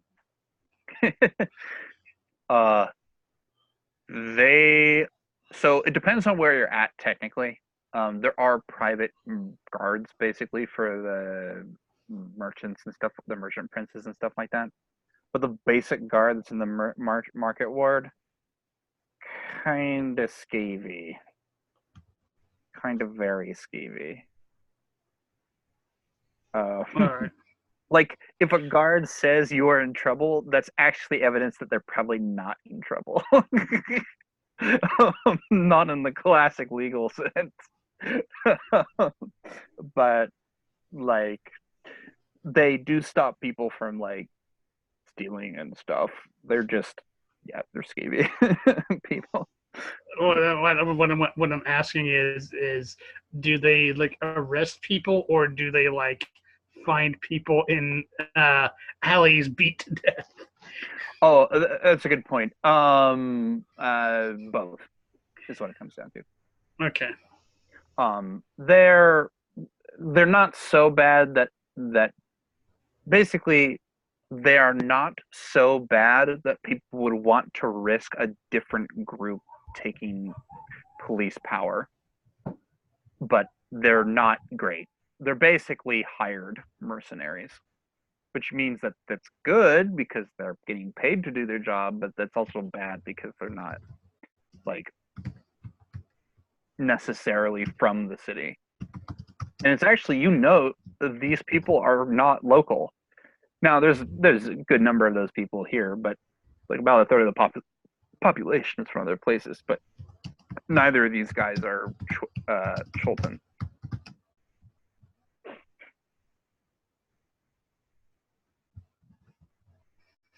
All right. So I guess I'm, but he's also not Chultan, so I'm kind of neutral in this. So I'll just like watch and I'll like peek around Well, just you to don't see what happens. Yeah, you actually don't know who they're chasing. So on one hand, you kind of like maybe they're chasing Chultan, maybe they're not. Like you don't know, but they are clearly not, and maybe that's what caught your interest. So okay, so it's their turn. They are looking around for you, and one of them's looking around for you. The other one is just saying, "Get out of here! You'll be in, you know, show yourself," kind of thing.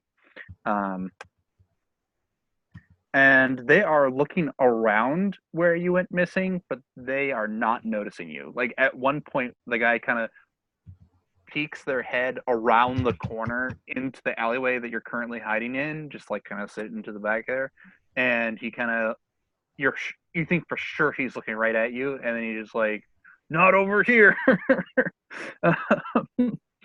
Yeah, they're trying to look for you.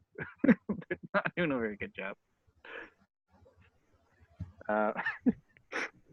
Yeah. One of them's literally not trying at all. Anyway, it is your turn again, Charles. Tatsy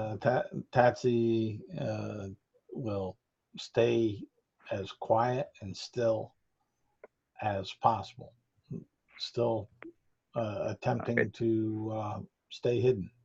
Okay. Go ahead and roll your stealth with advantage. Okay.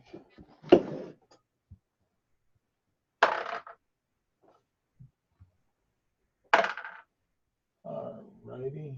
That will be a 23. That sounds about right. Okay. You are so hidden. You're so sneaky. Marco Hootley. I mean, I'm not going to find him, so. I mean, you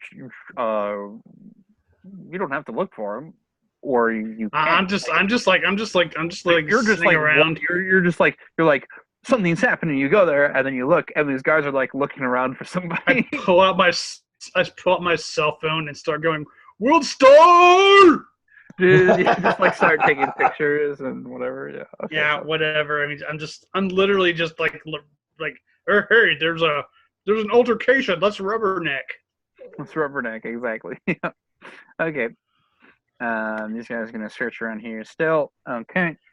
They are kind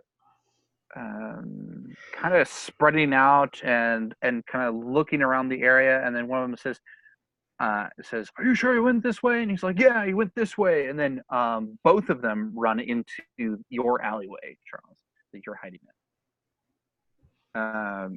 But that is their turn. It is now your turn, Charles. Tatsi will go ahead and he will be still stay quiet and try to stay hidden. All right. All right. Does Mako Hootley follow the guards? Sure, I guess. I mean, yeah. So they go down this alleyway, and you're like, "Okay, well, I guess I'll go that way too." You start following them, and then they go past your character, Charles. They run past like that direction, and then start like continuing trying to find where you went, but clearly like did not find you at all. Roll a perception check with an advantage. Chris for Makua. Well, let's Words. see here. Well, it doesn't matter, but that's a 19 again with advantage. So you come by, and what I'll say is so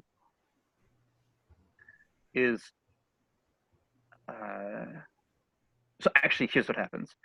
You go by and you definitely see Tetsuy. Like, oh, Tetsu's here. And Tetsu's just like chilling out. He's like looks like he's got like some ink on his fingers. Looks like maybe he was working on a map before getting out of the rain. And it is, it's pretty difficult to make maps in this kind of weather. So like the fact that he's in this alleyway, like trying to work on a map makes sense in a lot of ways. But because these guards are just so inept, there's no way you're like, there's no way it's this guy, because they must have seen him and went for somebody else. So you're basically distracted by the fact that it's Tatsi here who's in this alleyway, but the guards clearly aren't chasing him. It's not Tatsi who's the okay. Who's the one in trouble. I'll just kind of look at him and go like, oh, it is you.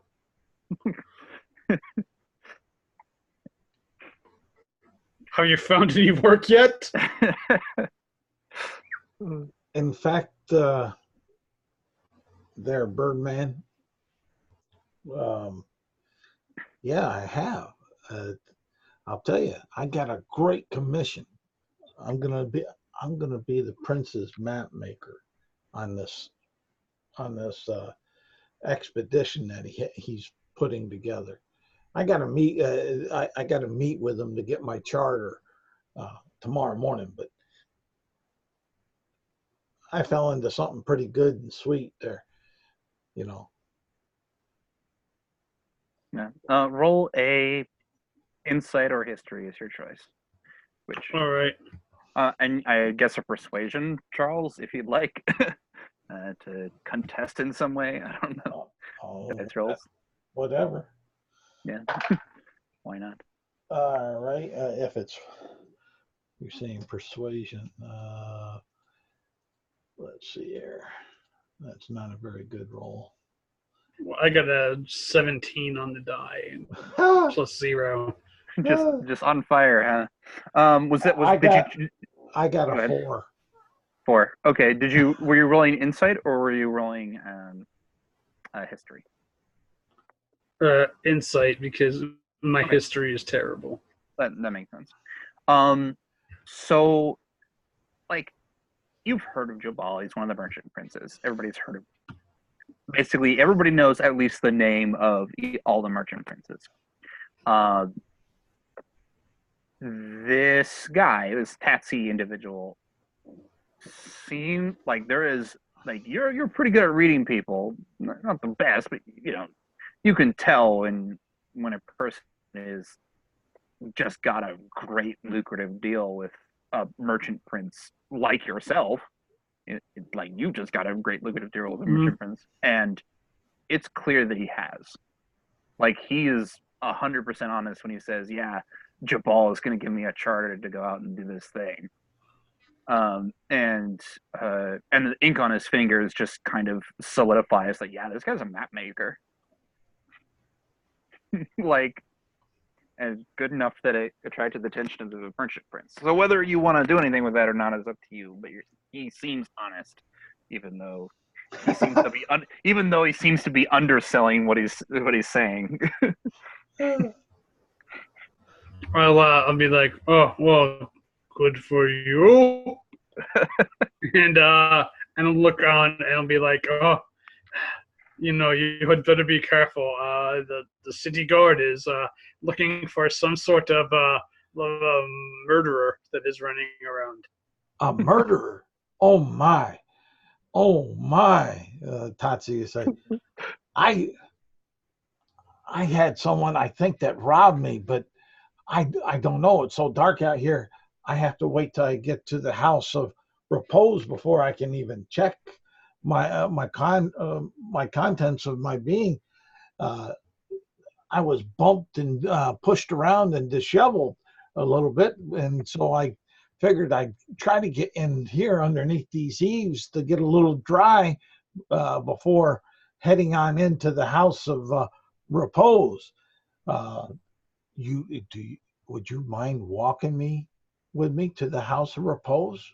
Well, since you have just got such a lucrative deal, bodyguard services in the city of in the city run by which is merchants, does not come for free. Okay. Um, that sounds lucrative for some, and not so lucrative for others. But I guess I'll make my way to the house of gentle repose and sit back and get into my gentleness and warm my wet cloak and my Everything. Wet everything. yes. This is You why. have This is why you should only wear a loincloth. Don't worry, the loincloth is also wet. It's all wet. you have a fine evening and be safe. Don't let that murderer get you. We're like, mm-hmm. All right. Obviously, like considering this guy just gets sketchier and sketchier each time I meet him. Sure, go to roll an insight check. Okay, let's see here. Let's see if I roll You higher. can roll deception, Charles. Well, deception's better for me. No, it ain't much better for me, but yeah, that will be a 10 for deception. What you get? All right, I mean, I got a 5, so should be okay. Okay. Yeah, so yeah, I mean, sure. Whatever. Like, yep. It is what it is. Like, Why do you need help getting back to your hotel? I mean, well, there's a murderer on the loose, obviously. Tatsu said you would say you said there was a murder out there, but the one thing I was gonna just try to enjoy your unique company and maybe try to find out some cultural um, insight of your culture, because I'm not overly aware of it, and it does have some possibilities of I know it's a younger culture and it hasn't been around that long, but it might have some what are you? I kind of You cut him off. take offense at that. What do you mean? Younger. It's a younger culture. We have been here before you came. Go ahead. Yeah, can I get a perception check from Maka Hootley? Okay. This is gonna be funny. I got 10. So okay, so maybe that explains why you haven't noticed up to this point. And yeah, he definitely doesn't have the same look that most Chultans do. He seems a bit foreign, looks wise.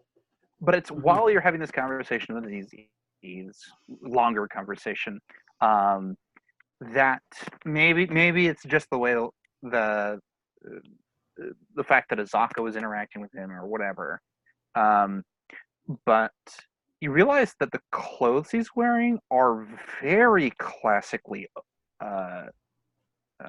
Chultan, like to the point where this person is like wearing modern clothes that would, in a way that an old Omuian would have. Essentially, you get a sense that this guy is in some way connected to the old stuff, the original royalty. Like he isn't dressed like a warrior would be, but he's dressed like a citizen would be. and the distinction's not very clear. Like they're pretty similar, but you, with your age and storied history, realize kind of at this point that he's like wearing clothes that are and depictions and things that would signify a better understanding of the past and your culture than you would have immediately thought. Well, maybe part of Tatsy's face mask around the one side of the mouth may have drooped down with the wet and the weather, exposing a fang. That might be true too. We'll say that's true because you said it was. Well, I'm just trying to help. Yeah. No, All right, so I will. Yeah. Can I tell like whoever if he's obviously not human if he's got fangs? Can I like tell whatever the heck he is or? Yeah, sure. Roll a nature check. Okay. I'm gonna say it's with disadvantage because you don't have a lot of view of him. You just like humans have fangs technically, but yeah. But you can make a guess. All right, I got a 13.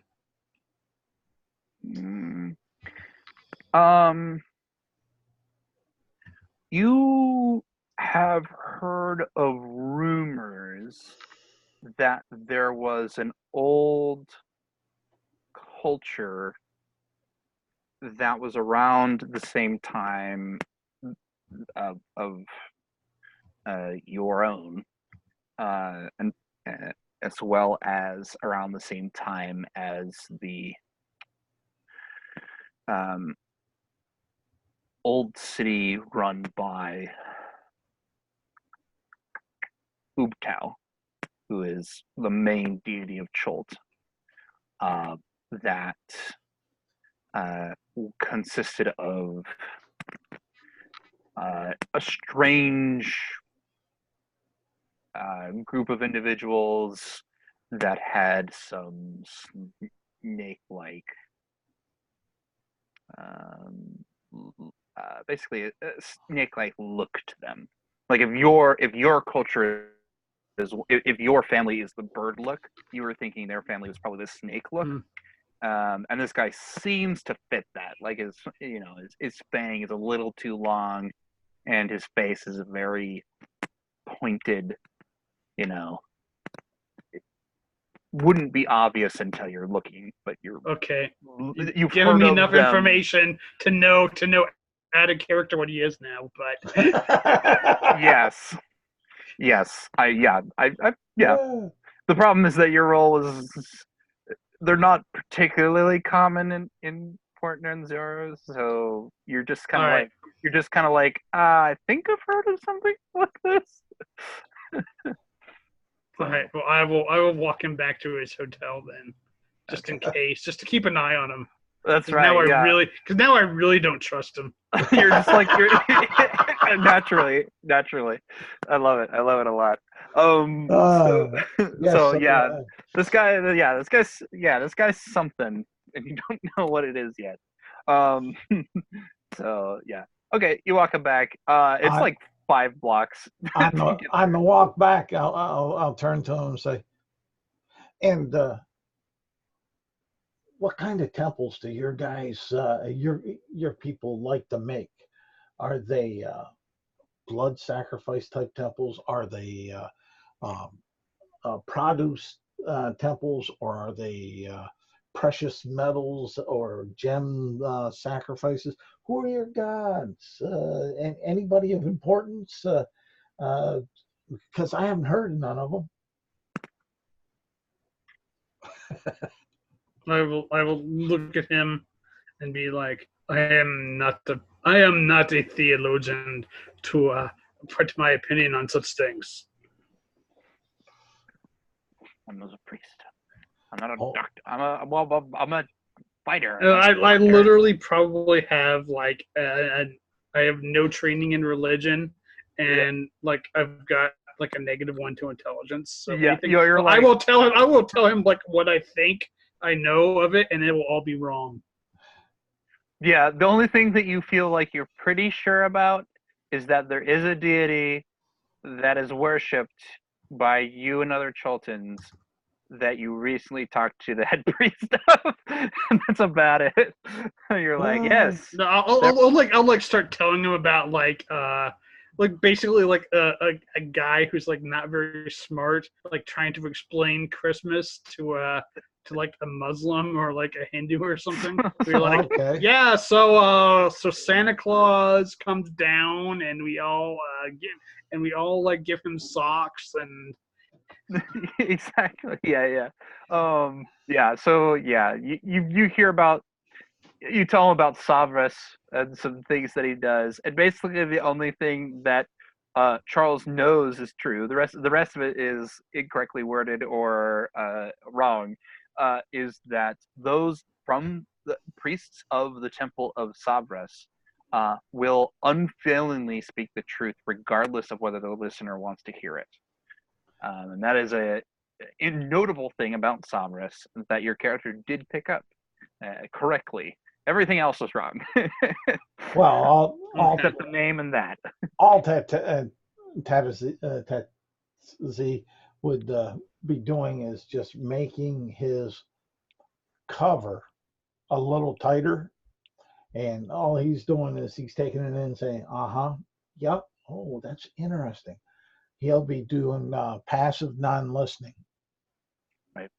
Yes, exactly. All right. So you head to the house, or you drop him off at the house of repose. You make your way through the moment in where the sky Oh, has become oh, since no it's longer raining. What's since it was raining out and wet out, and him sharing his most intimate knowledge of his culture's religion that he's so less than proud of, uh, I will invite him in for a warm drink on me. You take it? I guess unless he like pours it himself, then I won't drink it. He invites you for a warm drink. He hasn't poured it yet. No, I'll go in there and I'll go in there and I'll go into like the actual bar area of the inn. Okay. Yeah. well, And that's where Tassi would be headed, for a nice table as close as he could to the fireplace, yeah. shaking out his cloak and So such. here's a funny thing. You and I did the same thing. I was like thinking, oh wow, you must be so cold with all the water and stuff. No, you're actually, there's no fireplace here, and you're going over to a window to cool off. It's Okay. that hot. All right. But I will take off my little like No, cloak not the and just loincloth. like exactly. and just like rock my tattoos and my in my little Speedo loincloth. And Yeah. when Big boots. when the waitress comes over, I'll go ahead and ask her to bring 2 mulled wines. The kind of um, says, What would be like the well, we'll get to that. the We'll get to drink that. here? Yeah. So she says, oh, a grape tej? Yes, good choice. Bring me your finest spirit, and leave Yes. the bottle. My friend is paying. He just got a big job. Lol. Yeah. So she brings over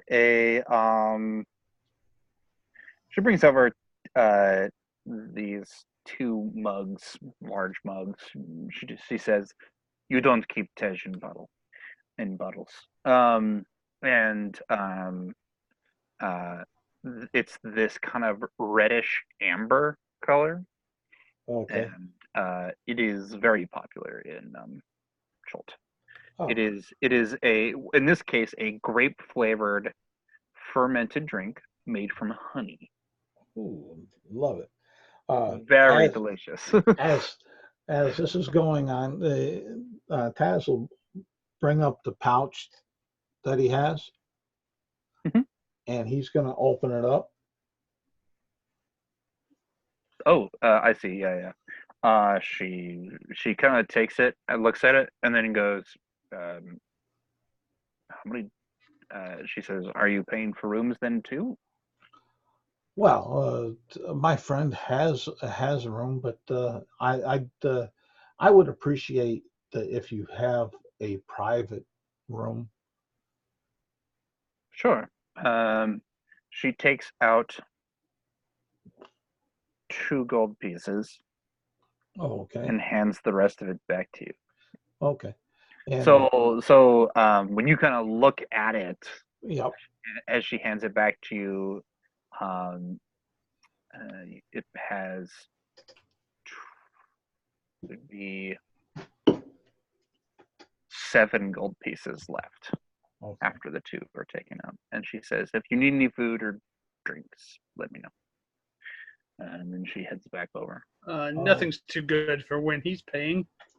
That's right, And exactly. when and with that, Tazi will say, "I was robbed. Oh my gosh! I know I had more than this. I said, Oh, does a what if you're then where did they if you were robbed then how did they get it out of your pouch when it was tied to your belt? I don't know. They were talented."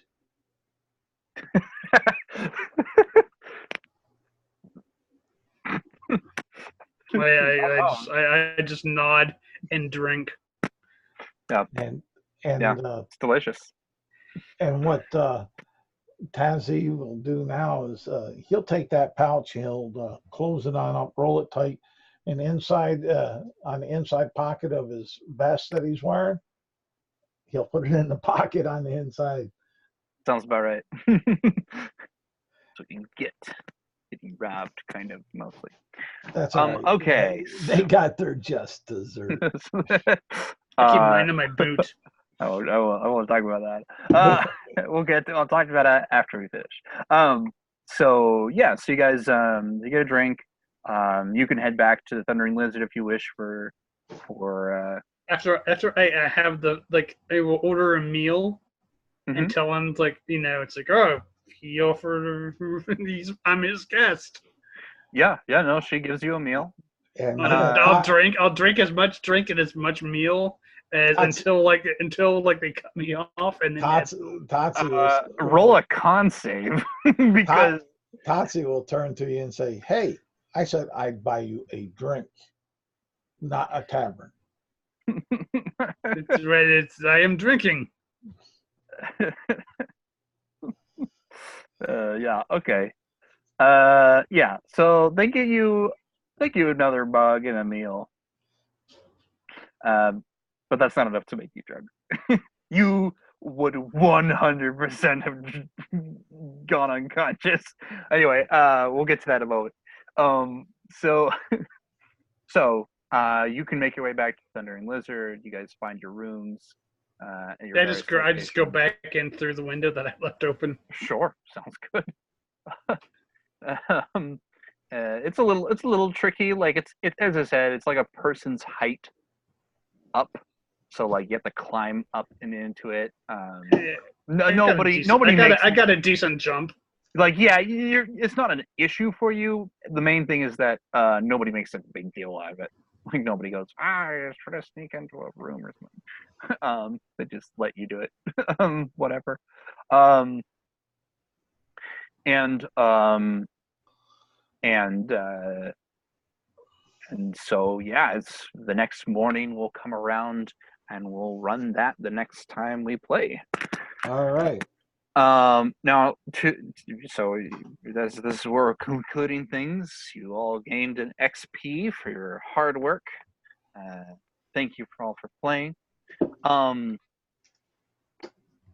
Yeah, we'll get to what I owe you guys in a moment on my own content. 2 funny side notes. This is just on the side of things because I like talking about things that happen. Tej, or mug of Tej, is 4 copper pieces, and he paid her 2 gold, 1 for his room. She took 2 gold for 1 for his room, and then to pay for the meal or whatever. Oh, and it's 1 gold for the room. So you would have had to drink 80 mugs of Tej before it would have that 1 gold would have gone away, and there still would have been extra left over.